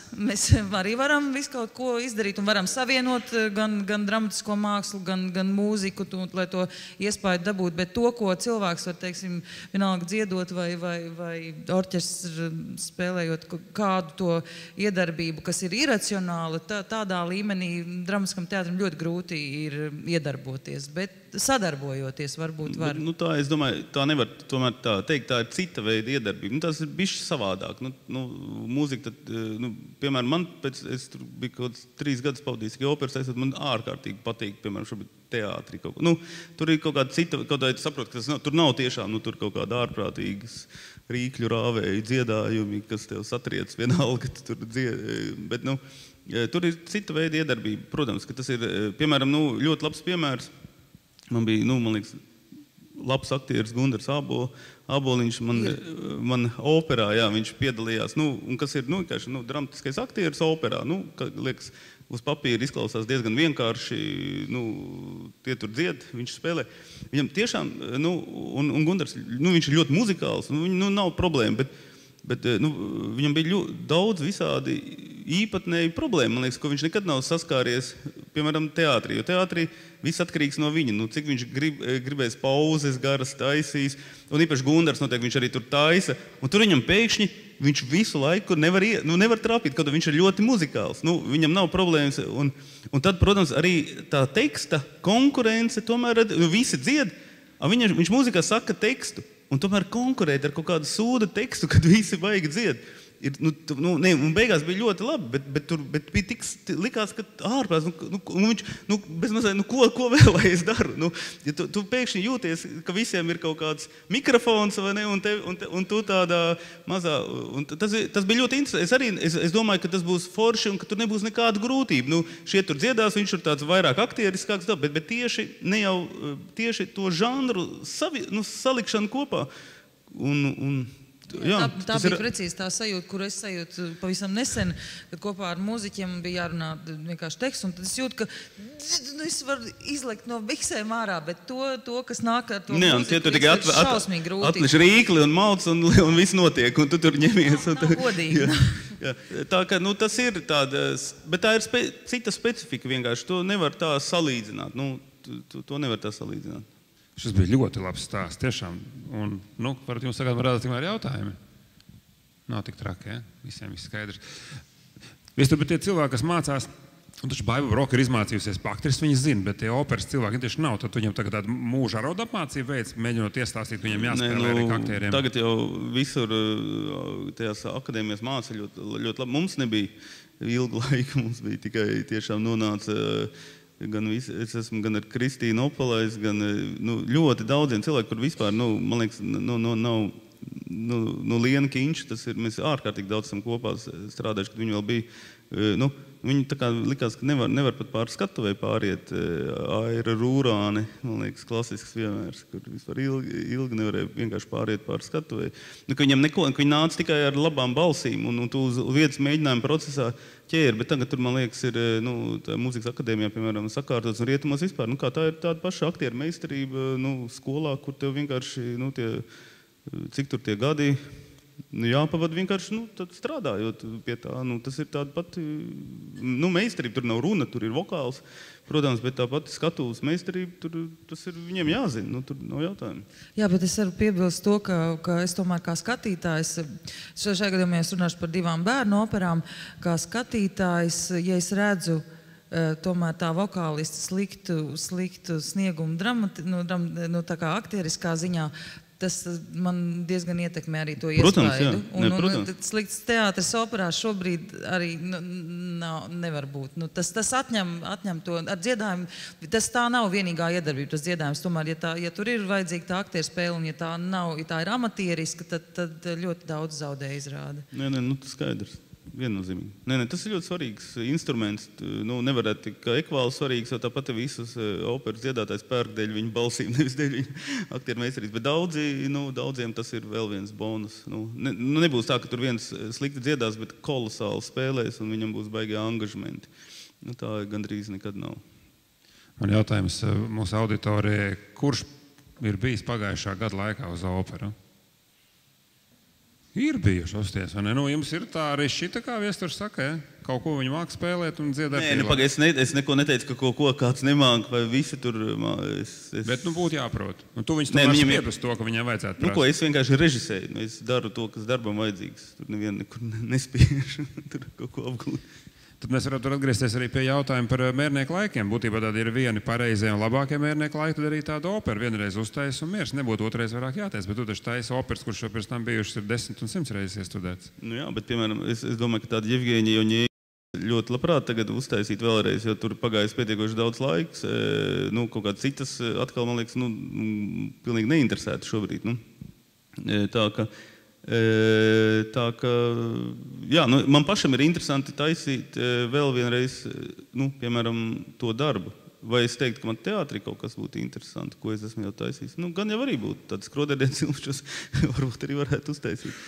Es nezinu, vai es vai gribu, bet piemēram, es tur pilnīgi mēs tur taisījām, apmēram, ko mēs tur taisījām, es vairs neatceros. Un līdz ar to, bet otrs puses tiešām, tur bija kaut kas arī veiks, kaut kādas labas lietas, un kā es tagad gribētu viņas kaut kā atkārt, situācija būtu jocīga, es pat nesaprotu, ko tu esi darīt. Atmiņās gremdējos par kopīgi piedzīvotos Skroderdienas filmačos taisot, kas bija skaisti, jā. Un Viestaram jautājums, tu esi gan kino veidojis, gan operas, gan teātri, un kā tu skaties uz šo žanru kaut kādu saplūs, vai, piemēram, operā vajag rādīt kaut ko video fonā, vai citas ir nozīmē, kuros brīžos ir vērts to darīt? Nē, manuprāt, varbūt tieši tāpēc, ka es strādāju arī kino, ne operā, bet arī teātrī, es skatos video, es ļoti reti pieņemu kaut kādā ziņā. Man vienmēr tas liekas slikti, ilustratīvi, nevajadzīgi, un vispār man liekas to dimensiju telpu. Man patīk skatuvē, ka ir tā telpa, kas ir kaut kāda maģija. Man liekas ekrāns ļoti... Bet reizēm to ļoti labi izdara kaut kā, tā kā mākslinieciski, tad tas ir, tā kā es būtu muļķīgi teikt, ka es esmu pret video. Tas viss atkarīgs, reizēm tas tiešām ir ārkārtīgi labi un augstvērtīgi, bet tā, ka man gandrīz nekad nepatīks, var teikt, jā. Un vēl es zinu, ka daudzi kritiķi Latvijā ļoti tādi advancētākie, viņi uzskata, ka tad, kad ir video, tā ir zīme, ka ir moderns iestudējums, un kad ir kompjuters uz galda, tas nozīmē, ka tas ir mūsdienīga interpretācija, un kad nav kompjutera, tad varbūt tā nemaz nav mūsdienīga interpretācija. Un, man liekas, tās arī ir tādas, man liekas, ka video Latvijā ir tāda bišķi lētuma piegarša, lielākajā daļā. Jo tīri arī tehnoloģiski to nav viegli un tā, bet es nekad nesaku, reizēm to, es arī pats esmu kaut kā minimāli, bet man nepatīk, man patīk, tīra forma, tīrs kino, tīrs teātrs. Bet tā, es tieši domāju, ka varbūt, ja es nenodarbotos kino, man tas, jo man arī liekas, arī prasības pret kino, tad ir kaut kādas citas, nezinu.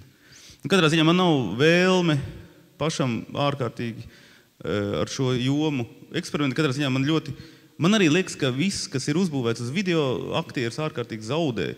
Tādā ziņā, man liekas, ka ļoti bieži tas ir tāds ilustratīvs arī, tas nozīmē, ka tu vairs nevari kā režisors atrisināt ar kaut kādiem līdzekļiem, ar aktieris kaut kādu inscenējumu un tādu, ka tu jau tā kā palīdzi tam visam. Tu palīdzi jau vispār ar gaismu. Tāpat tas nav tik viennozīmīgi, bet kaut kur šitik primitīvi arī man ir kaut kāds tāds. Tā man liekas, šeit tagad šo notikumu viņš nevarēja atrisināt.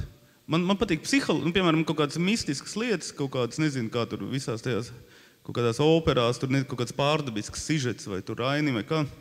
Man liekas, kā tu to atrisinās, tad tu kaut kādu video. Man vienmēr patīk, ka tas labāk kaut kā tām mistiskajām lietām kaut kādu psiholoģisku risinājumu atrast vai kaut kādu tādu paradoksálu, bet ko var izdarīt cilvēki ar kaut kādiem vienkāršiem līdzekļiem, un tas pēkšņi, man liekas, iedarbojās 100 reizes spēcīgāk, ja tu ilustrēsi ar kaut kādu pārdavisku skaistu video. Bet tas ir tāda, mana personiskā režisoriskā doma, tas nav nekāds likums vai kaut kas tam līdzīgs. Tas tikai mans viedoklis. Vēl runājot par to, ka tu esi daudz dažādas lietas darījis, kā tu plāno savu to dzīvi un tos darbus uz priekšu? Un es izstāstu, tev viens saka, būs opera tur un tur. Tad tu zini, ka kaut kādu filmu iedos. Tad pa vidam tērot uz Karēliju mēģina uztaisīt dokumentālu filmu. Kā tu saliec tos mēnešus un dienas uz priekšu un cik tālu tu plāno? Reizēm esmu tik tālu plānojis un vienmēr tik šausmīgi viss tas ir izgāzies. Kad es zinu, ka es nenormāli saplānoju, un vēl īpaši es paskaidru, cik es naudu par to saņemšu, tad tas vienmēr sabrūk kā kaut kāds kārša namiņš, tā ka es vismazāk ticu tādai plānošanai. katrā ziņā, protams, ka tu būvē to, tu mēģini sabīdīt. Man, tagad, piemēram, 18. gadā man ļoti sarežģīti tur ar vienu teātri izrāda ar operu sabīdīt. Vienkārši man, diemžēl, viens visticamāk būs jāupurē, kas man ļoti negribās to darīt. Piemēram, ir teiksim tāda, ka es tādas vairāk sezonas priekšu tā būvēju, bet vienlaicīgi es turu diezgan daudz laukums, ja es gribu ar kino. Vispār jau man liekas, ka gribās, kad taisa to kino reizēm, tad sajūt, ka gribās tikai kino darīt. Ārkārt, tā kā arī līgums, tu kaut kā domā uz priekšu un protams, kaut kādu pāris sezonu pārskatā, bet tur arī ir visādi arī vēl improvizācijas iespējas. Es nezinu, man liekas, ka kādreiz man likās, ka ir nenormāli baigi jāplāno uz priekšu, un tad es tik bieži man ir tik bijuši tādi plāni, un viņi vienmēr kaut kādu iemeslu dēļ tur nobrukuši, ka man liekas, tas ir vissliktākais, ko darīt. Ir labāk tiešām strādāt, un vēl kas ir ar plānošanu uz priekšu, ka tev ir kaut kādi 5 iestudējumi, tad tev liekas, tu taisi kaut kādu nākošanu, tu liekas, labi, nākošajā tur es, un tur es arī esmu baigi slikti sanāca, ka man liekas, ka ir tiešām jāmēģina katrs nākošais darbs, ja nav tā attieksme, ka tev var nebūt cita darba, tas arī nevajag to pārspīlēt, bet tiešām, tā ir kaut kāda mistiska sajūta, ko tu vari viegli zaudēt, ka tu redzi, tev ir tāda komfortabla kaut kāda rinda, un tad tu, tā ir tāpēc es vispār, man liekas, jātaustās priekš no darba uz darbu. Tā ka ir kaut kādi nākotnes mērķi, un tu, protams, par viņiem domā un kaut kādu plānu, bet principā tas iet no darba uz darbu. Es tiešām nezinu, kas man būs nākošā spēle filma. Man ir plāns, man jau ilgstoši es viņus rādu, bet es nezinu. Tad man tas ir ļoti svarīgi, jo es gribu taisīt tās lielās filmas. Viss, ko es tur varu pateikt, ļoti, un kad būs viņa nākošā, tad man ir, protams, vēl tur entās idejas. Bet pēc 3 gadiem viena ideja jau liekas, viņa nav vairs tur nekā. Tā kā man bija kādreiz 5 blociņu princips, un tas nozīmē 3 blociņu princips, kas nozīmē 5 darbi. Tas bija 2. Katrā blociņā tu no vienas puses strādā pie viena darba, pagriežot, tu strādā pie otra darba. Un tā ir tev 3 blociņi, bet viena puse ir, kur tu pieraksti kaut kādas vispārīgas domas. Respektīvi, tur var, un tad es kādu laiku nodarbojos ar 3 blociņu principu, bet es šobrīd esmu atmetis šādas akstīšanas. Kādā varbūt nodara 3 blociņu principus? Es Baibai pajautāšu, cik tālu aktieris zina, kas viņam būs jādara sezona, 2, un cik tev ir brīvdiena, piemēram, mēnesī? Aktieriem brīvdienas nav vajadzīgs, jo viņi grib uz tā skatuves tikt atkal satikties. Tā domā režisors. Jā, aktieriem brīvdienas ir vajadzīgs tikai tiem, kam ir ģimene un tā. Bet šis jautājums man apmēram, vidēji, man ir 15 izrādes mēnesī, kas ir, tas ir tāds, dažkārt ir vairāk. Bet tas ir tāds ļoti man pieņemams apjoms, un, protams, tam citam ļoti maz laika sanāk kādam citiem projektiem, tāpēc arī esmu vienam teātrim piesaistīta un esmu priecīga par to, ka es esmu Jaunā Rīgas teātra aktrise. Bet šobrīd man jautāt šo jautājumu ir gandrīz vai neētiski, jo mūsu teātris, jums visiem ir zināms, ir tādā situācijā, ka mēs patiešām nezinām, vai mēs šajā vasarā pārvāksimies uz tabaks fabriku, vai mēs nepārvāksimies, un kādi iestudējumi, un ļoti daudz vairāk iestudējumi ir atkarīgi no tā, vai mēs būsim jaunajās telpās, vai nebūsim, un tas stāvoklis ir ļoti, ļoti, tāds nepārāk patīkams. Jau ilgstoši, jau 2 gadus mēs jau ejam un neaizējam, un atkal spēlējam, un atkal iztīram visu zālu, un atkal tajā pašā aicinām skatītājs, kur jau, likās, ka viss kritīs bruks, un ir jātais pēdējais brīdis. Tas stāvoklis ir ļoti jocīgs, īpaši šobrīd, bet es ceru uz lielām pārmaiņām, un mēs īstenībā visi esam gatavi kaut kādam jaunam, man liekas, kaut kāda sajūta par to, ka gan tabaks fabrikā varētu notikt kaut kas jauns, ko arī tās jaunā vieta piedāvā jaunu, viss tā pārvākšanās, tā pārgrupēšanās. Tas nozīmē arī visas vecās mantas kaut vai izskatīt un tā kā saprast, kas no tā ir bijis svarīgs, nesvarīgs. Nu, tāds, man liekas, ka tajā ir arī kaut kas labs. Es ļoti, ļoti gaidu to brīdi, kad mēs pārvāksimies. Par to brīdi, kad mēs nāksim atpakaļ telpās Lāčplēša ielā 25, par to es vēl tik tālu man tā apziņa nesniedz. Jā, nu par... Tā kā iet uz teātru, kamēr teātris tur ir. Jā, neguļat daudz. Vispār jā. Jo man liekas, ka tas būs pavisam cita tā sajūta, kad mēs atgriezīsimies. Un šobrīd tas ir tas, kas būs tikai jūsu atmiņās. Tie cilvēki, kas atnāks vēlāk pēc tam uz to teātru, jūs būs šie īpašnieki tām atmiņām, kāds viņi vairs nevarēs iegūt. Tā kā man liekas, ka ja kāds vēlas vēl ko redzējis. Teica, es biju vecajā Dailītē, ja? Tad es biju vecajā JRT. Jo tā būs jaunais JRT. Man nedaudz darīja bažīgu viesturu sākumā teikties par to, ka tā kā filmā Melonijas Hronika, tas laiks tāds nemierīgs un apmēram tā kā 40. gadā, kad cilvēks kaut kur kādu brīdi var aizvest kaut kur ar vilcienu. Kas tev viesturu šobrīd šķiet tas nemierīgais? Nu, mākslinieki parasti redz gadu, divus uz priekšu, līdz pārējo sabiedrību. Kas tev šobrīd dara bažīgi šajā valstī? Es esmu sen nolēmis koncentrēties tikai uz personisko, tādā ziņā, uz to arī valsts, laikam man tīri personiski tas arī tad interesē, jo es tādās valstiskās kategorijās esmu atteicies domāt priekš sevis vismaz. Nezinu, man uz katra soļa tu jau saskaries ar kaut kādu tādu, šobrīd jau man liekas,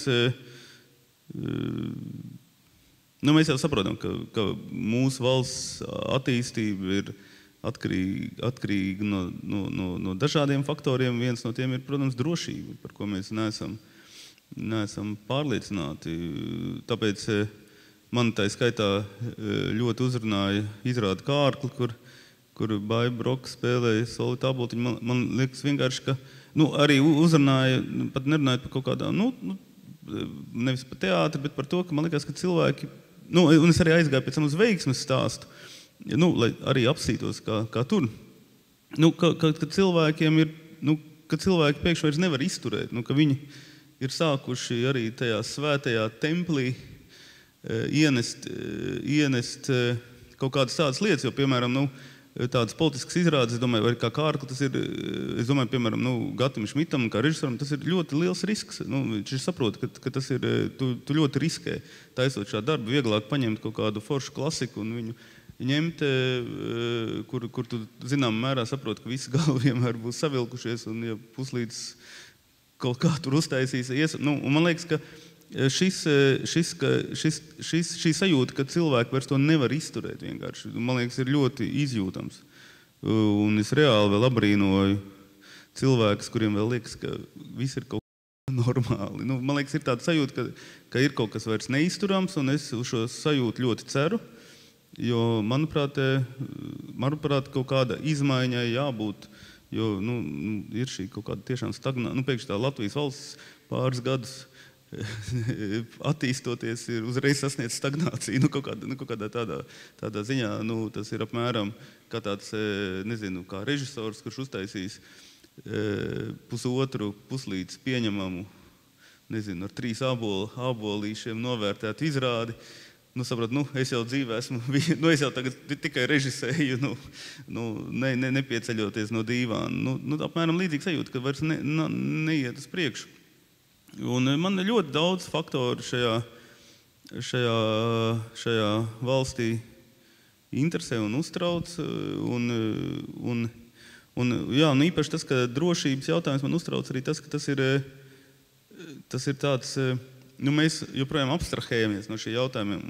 Mums liekas, ka tas ir kaut kāds lielo valstu starpā notiekošais, tur kaut kāds NATO vēl, ko mēs joprojām vēl neatzīstam, ka NATO tā ir mūsu armija. Mums joprojām ir kaut kāda sajūta, ka tā ir kaut kāda cita. Un man bija kaimiņš ienācis pie manis, mēs kaut ko tur, mums tāda maza māja ir, mēs domājam, kā viņš saka, viņš stāsies zemes sardzē, tāds jauns cilvēks. Es trakstunējis, ko zemes, ko. Bet viņš tāds jauns kaut kāds biznesmenis, tāds, kurš, un viņš ļoti interesanti, viņš saka, es saku, bet vai tu esi, gatavs mirt? Taču padomā, zemes, tas nozīmē, kaut kas notiek, tev tur jāķerās pie ieročiem, un tā, viņš saka, Nē, protams, ka tā ir tā doma, kas nav patīkama un kas, zinām mērā, ja tu ej zemesardzē, tev kaut kādā veidā jāpieļauj, ja tu izvēlies šo ceļu. Bet viņš teica, padomā, kas tā būs tomēr pa dzīvi pēc tam, ja, piemēram, mūs tāpat kā, tā okupēs, tāpat jau tā nebūs nekāda dzīve. Tev tāpat spiedīs to visu ārā, tu vairs nevarēsi, visticamāk, tā Latvieta, tas, ka tu esi latvietis, tev būs aizvien vairāk. Tas būs apmēram, tu aizvien biežāk noskatīsies, kā tur, nezinu, uz uzraksta Rīga, uzliks tev vienkārši sirsniņu, un tam, uz visa uzliks tādu sirsniņu, kas ir, tad tu padomā, vai tiešām tāda dzīve ir vispār dzīvošanas vērta. Tādas, man vienkārši kaut kā uz ielas, vai uz ielas vai nē, bet tādas lietas man arī jādomā, jo es, protams, uzreiz atzīšos, es baigi mirt neesmu gatavs, gribu daudz ko izdarīt profesijā un tam līdzīgi. Bet, jā. Satraukums ir tāds, bet vienlaicīgi, mums ir, piemēram, es gribu, tur, nezinu, dzīvoklim izbūvēt 2. stāvu. Man daudz saka, tagad nevajag būvēt. Nevajag ieguldīt naudu. Tāpēc, ka, nezinu, varbūt tev viņi būs vajadzīgi mūkot tur uz, nezinu. Un es nekad nevaru pieņemt šādu domāšanu. Man tas liekas nepieņemam. Es uzskatu, ka tev jādzīvo tā, it kā tev priekšā būtu 100 skaistu gadu un tam līdzīgi. Tāda man ir tā pozīcija. Es jau nezinu, es diemžēl nevaru palepoties ar kaut kādām 100 gadus gaidu sajūtām, jo man liekas, ka tas ir tā 100 gadu un viss, ka tā ir tiešām tāda skaistuma konkurss. Un kā es arī tur bišķi saskāries, esmu kaut ko, ka tur ļoti reti par saturu domā un vairāk tāda politiķu priekšvēlēšana kampaņa. Tas, ka visa tā politika mums ir tik šausmīgi vārga, tas man besī ārā. Ka viņi ir tik lēta, tik trula. Un arī tas, ka, piemēram, ka uztais tādu izrādi kā kārkli, visi jau to saprot, bet tāpat tas neko nemāja. Ka tas ir tik, piemēram, vai tu pasaki, es, piemēram, ik pa brīžiem, es arī sniedzu visādas intervijas, kur, man liekas, es pasaku kaut kādas lietas, un es gaidu, ka es pateikšu, un tas viss mainīsies. Bet tas ir tāds basic. Piedodies tev pārtrauc, bet te ir runa par kritisko masu, ka tas viens izrāda kārkli neko nevar izdarīt, 2 izrādes ar to stāstu kopā nevar izdarīt, bet mēs jūtam, ka ir iekust uz kārkliem nāk ļoti daudz juristu, cilvēka doma, pamazām pa pilienam, un tāda filma. Ka tas tikai kopā summējoties var radīt mūsos kaut kādu sajūtu. Un es papildināšu, tad, kad mēs taisījām izrādi kārkli, mēs ar Daini Ivānu runājam par to, kas notika, kad Tautas fronte veidojās. Un viņš teica, ka ir tā svarīgākā sajūta, kad viņš cēlās, kad viņš bija izlēmis teikt savu vārdu, iestāties par to, viņš cēlās, un viņš nezināja, vai viņam celsies aiz muguras citi līdzi. Un viņš cēlās, un viņi varētu tikpat viegli, fiziski iznīcināt vai garīgi iznīcināt dažādos veidos, bet viņam cēlās līdzi, un tas bija tas punkts, kas bija pats svarīgākais. Un arī šodien, ja kaut kāda, kad es ticu, ka tas var sakrāties kaut kādā kritiskā masā, kas var izmainīt apziņu, mūsu attieksmi pret lietām visiem kopā. Jā. Man arī tādas kritiskās masas tuvošanās, es kaut kā arī to sajūtu. Es ceru, ka tas kaut kā, ka nebūs, piemēram, kaut kāda Artusa kaimiņa veiksmīgas vēlēšanas vienīgais kritiskās masas izpaušanās veids, bet kad būs daudz būtiskāks, kas tiešām ietekmēs šo vidi un to politiku un arī vispārēji, arī katrs sevi. Un tomēr kaut kas mainīsies. Manuprāt, to, ka kaut kam ir jāmainās, manuprāt, jābūt ļoti lielam politiķim, lai to nejustu. Bet nejūt. Tur tā lieta, ka nejūt. To nejūt. Tas ir apbrīnojami, bet tu redzi, ka to nejūt. Vienkārši, ka liekas, ka šitā arī kaut kā, tāpat kaut kā virzīsies uz priekšu. Jau labrīt neko nav teikusi. Tev noteikti kaut kas sakrājies sakāms. Baiba ar viesturību. Jau starp citu klausāt Radio 1 ļoti katru dienu, varētu teikt. Man patīk kā Edis Tomsons. Nē, man ir grūti tā vispārīgi izteikties. Es vienmēr domāju par kaut ko konkrētu. Nu, man liekas, katram no mums ir diezgan bieži tiešām situācijas, kurās mums ir jāsaprot, kā mēs rīkojamies, vai mēs kaut kā tā ar visiem pa labam, vai arī tomēr kādreiz ir jābūt tādam nevisam labam un kādam ir jāpasaka, es tā nedomāju, vai kad kāds tev miedz ar aci un grib kaut kādu kukuli vai ko. Es nezinu, ir. Bieži kukuļus ir devuši. Ja būtībā tā, ka sākās tā krīze, kaut 9. 10. gadā pēkšņi nāca modē tāda pozitīvā domāšana. Visi runāja pozitīvi, neteica neko sliktu, visiem tāpat jau bija depresija, un es neko sliktu negribēju dzirdēt. Tur mēs esam šī mūsdienu situācija ir šīs pozitīvās domāšanas sekas. Un tad varbūt, ka tomēr brīdis, kad tagad ieskanās vismaz to, ka vajadzētu būt kritiskai domāšanai, nevis pozitīvai domāšanai, varbūt tas tomēr ir tas, ar ko arī vienalga kārkli sāks, vai kritiskā domāšana sāks, vai kritiskā māsa. Kritiskā domāšana, manā skatījumā, arī ir pozitīvā domāšana. Ja tu, piemēram, strādā pie tā darba, ja tu gribi, lai, piemēram, kaut kādu izrādu uztaisīt, ja tu pret to darbu neizturēsies visu laiku darba procesā kritiski, bet domās tikai pozitīvi. Es pats saprotu, kas ir kritiskā domāšana, ir vienīgais domāšanas veids, kas ved pie kaut kādā veidā pozitīva iznākuma. Nevis pozitīvā domāšana ved pie pozitīvā iznākuma. Nu, diemžēl nesaprast šo formulu ir ļoti liels mūsu tautas garīgi visu kādus kritisku, nu, tas ir absurds. Kritiskā domāšana jau ir tikpat jauka, viņa ir interesanti galā. Nu. Man ka ļoti labs pēdējais teikums, vai ne, mūsu pasākumam. Kritiskā domāšana, tā ir jauka lieta, ja jums nav vairāk jautājumu. Ir vēl, ja? Kam vēl ir? Teātra misija. Teātrim kāda misija, ja ir? Nu, manā skatījumā teātrim nav misija savādāka kā mūzikai, nezinu, literatūrai, baznīcai, nezinu,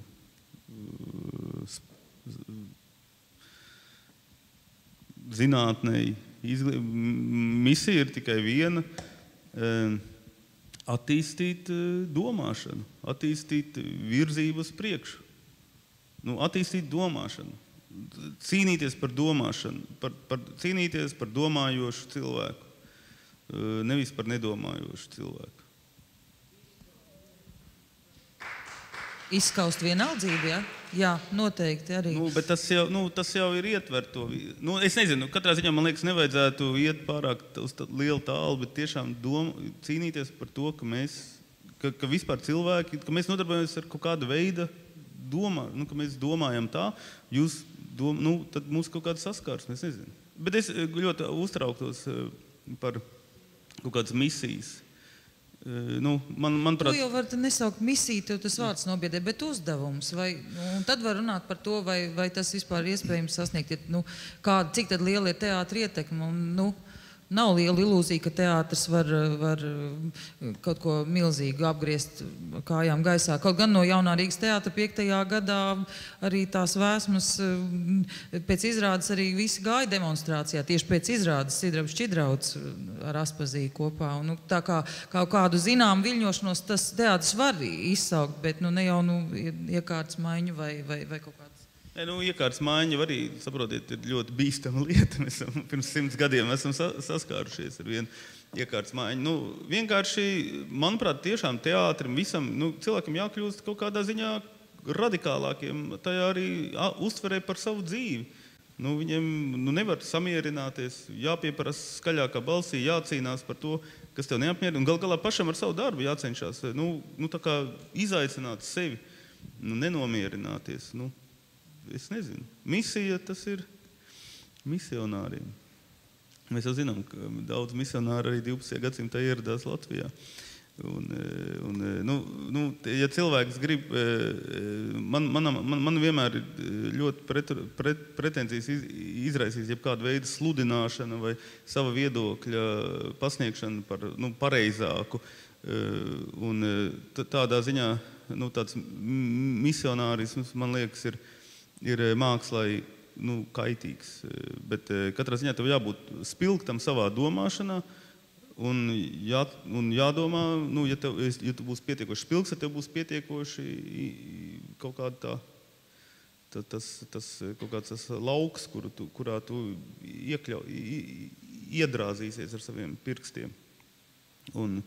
Bet tev nevajag teikt, ka es domāju pareizi. Vienkārši tev vajag teikt, redziet, es domāju. Es gribu, lai tu arī domā. Tas arī viss. Tas arī viss. Paldies visiem, kas atnāca. Es ceru, ka jums bija interesanti.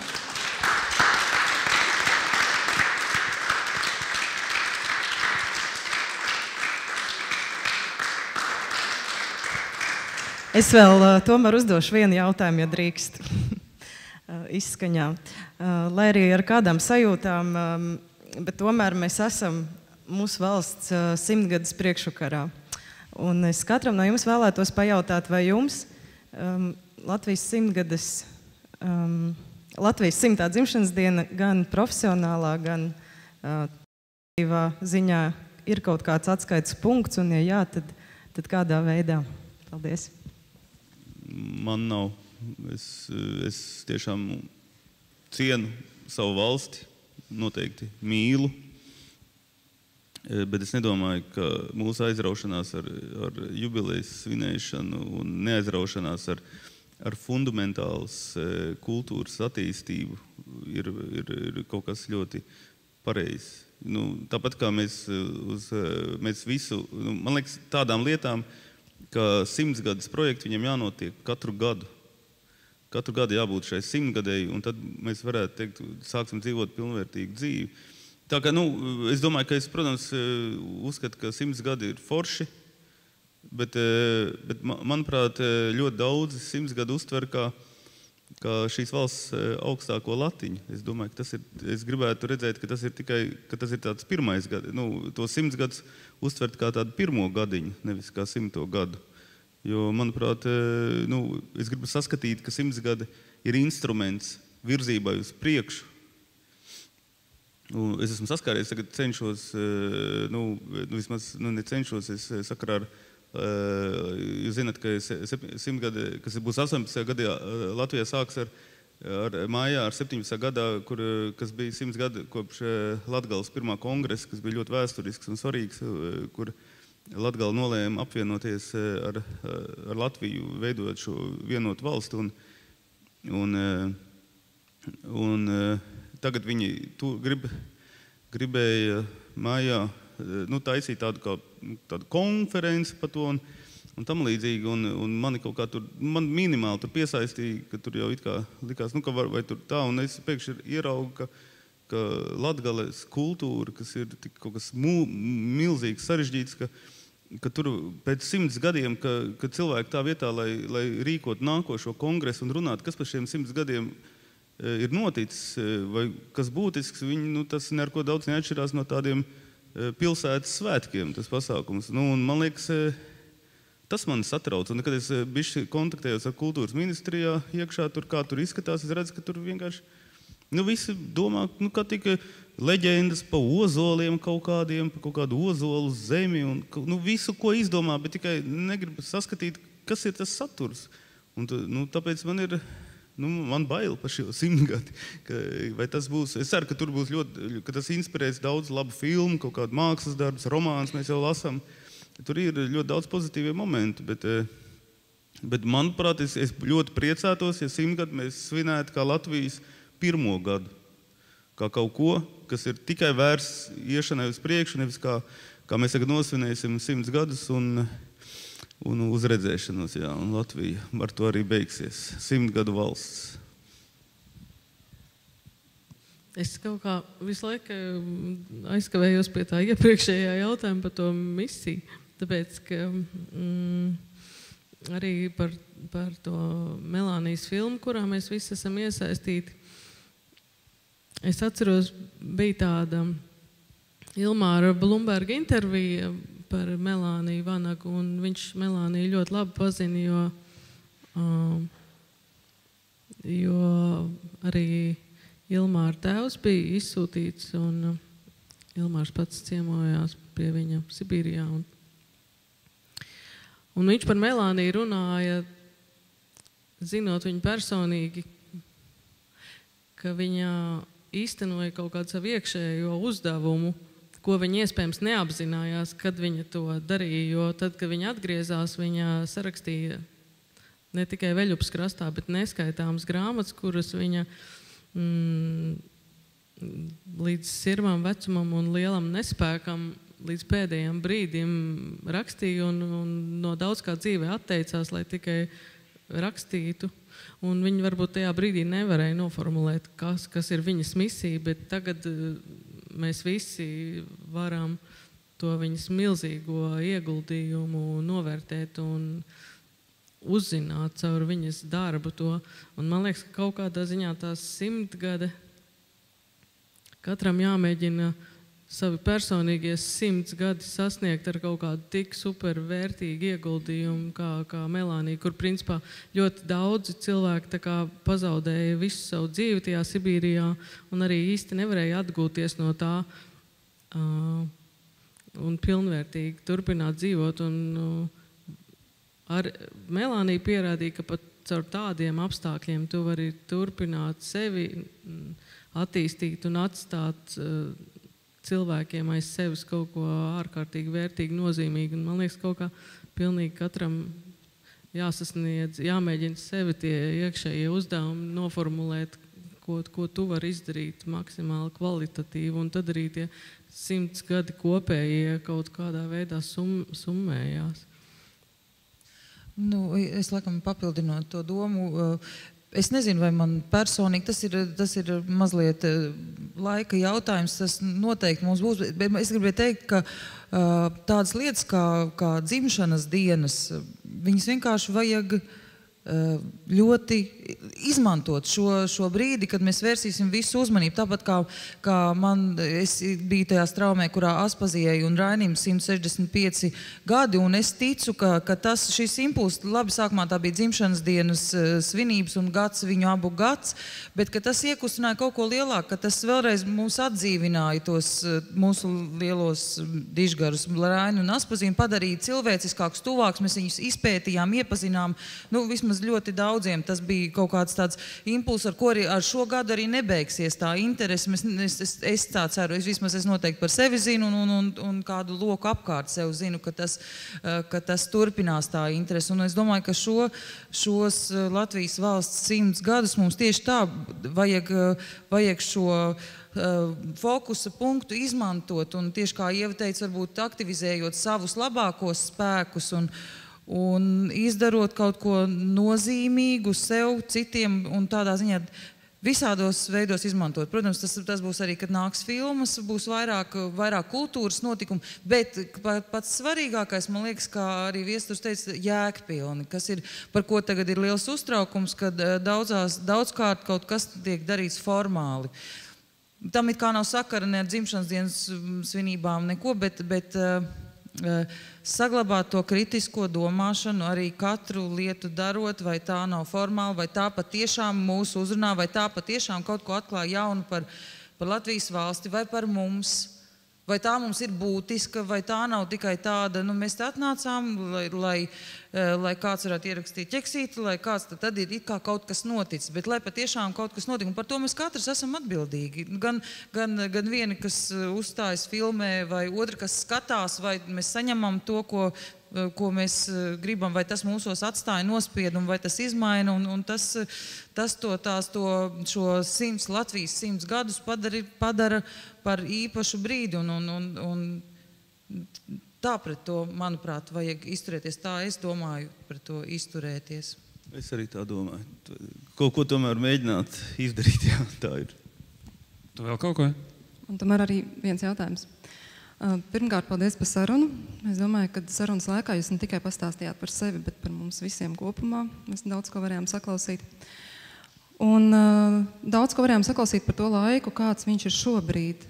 Bet mans tāds jautājums būtu varbūt vairāk tāds vizionējošs. Kādu jūs redzat turpmākos 100 gadus Latvijā? Varbūt to cilvēku, ko jūs gribētu redzēt, kāds dzīvo Latvijā, kultūra, kāda ir Latvijā, varbūt nedaudz tāda kā vīzija, bet arī kā virzība, uz ko mums iet? Mums pirmkārt jāsaprot, ka mēs mainīsimies, ka mēs nebūsim tāda maza.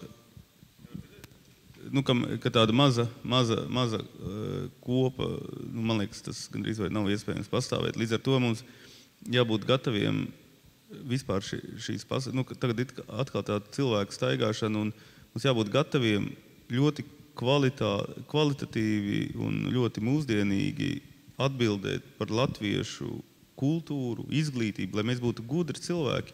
Ja mēs būsim gudri cilvēki, tad šī mazā valsts būs ārkārtīgi tāda attīstīta, un tur mums būs citā līmenī mūsu kaut kādas intereses. Es domāju, ka ja mēs, kā zināms no visām lietām un visiem lielajiem darbiem, tad gars vienmēr pārspēj karu un iznīcību.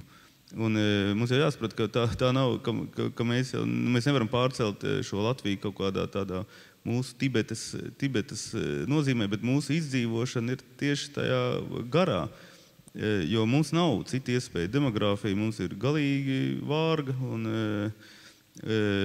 ekonomika, nekas tur nav un tam līdzīgi. Un tur ir kaut kāda tāda dīvaina transcendence, kas ir ļoti racionāli izskaidrojama.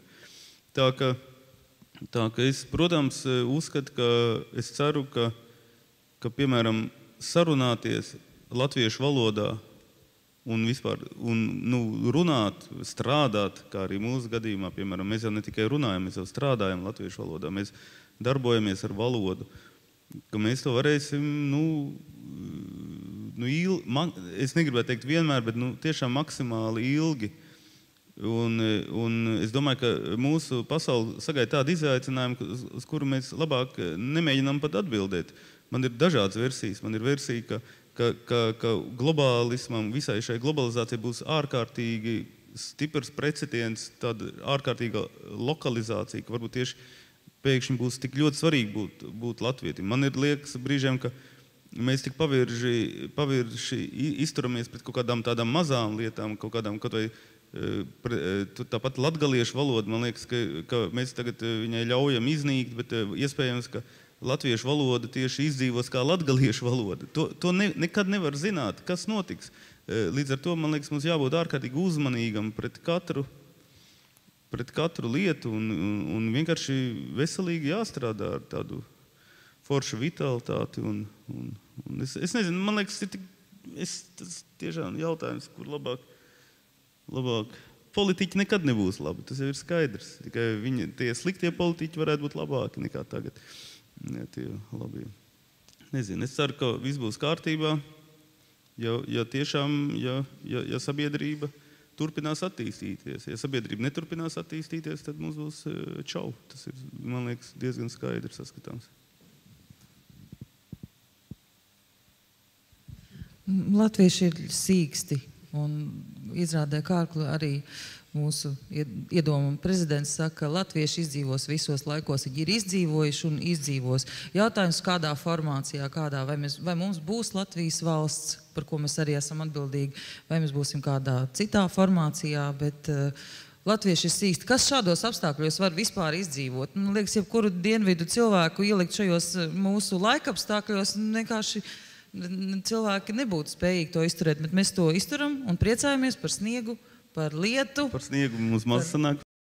Bet sanāk. Bet, tā, es domāju, ka mums tas ir sev jākultivē. Kaut kādā ziņā jāatgādina, ka mēs nesam, mums ir jāizdzīvo, jo mēs nesam to kodu sevī katrs. Ideja, ka mēs varētu izdzīvot uz Marsa, man liekas. Ka mēs varētu ir tādu latviešu koloniju. Man liekas, ir diezgan aizraujoši būt latvietim, jo tas ir apdraudošāk, jo kaut kādiem jauniem cilvēkiem, īpaši ar labākām izglītībām vēl nekā mums šobrīd ir, man liekas, viņiem tas varētu būt izaicinājums. Nē, man liekas, tas tiešām, tas ir vienkārši baigi forši. Man liekas, ka tu šajā globālajā pasaulē pastāv kā latvietis, es domāju. Tas ir reāli, mums ir kaut kas. Es domāju, ļoti daudziem nav tādas lietas. Tas ir šiki, ka mēs esam varbūt 1,5 miljonu, mums ir savā valodā grāmatas un savā valodā teātris. Ir ļoti daudz miljonu cilvēku kopumu, kuriem nav savas grāmatas un savas teātris un savas kino. Tā kā ir labi. turpinam lasīt savu valodu, lai cik tas būtu dārgi. Un turpinam skatīties filmas latviski, lai cik tas būtu dārgi, varbūt viņas izgatavot, pat ja tas ir uz 100 gadi. Nu ko, paldies visiem, kas atnāca. Paldies māksliniekiem.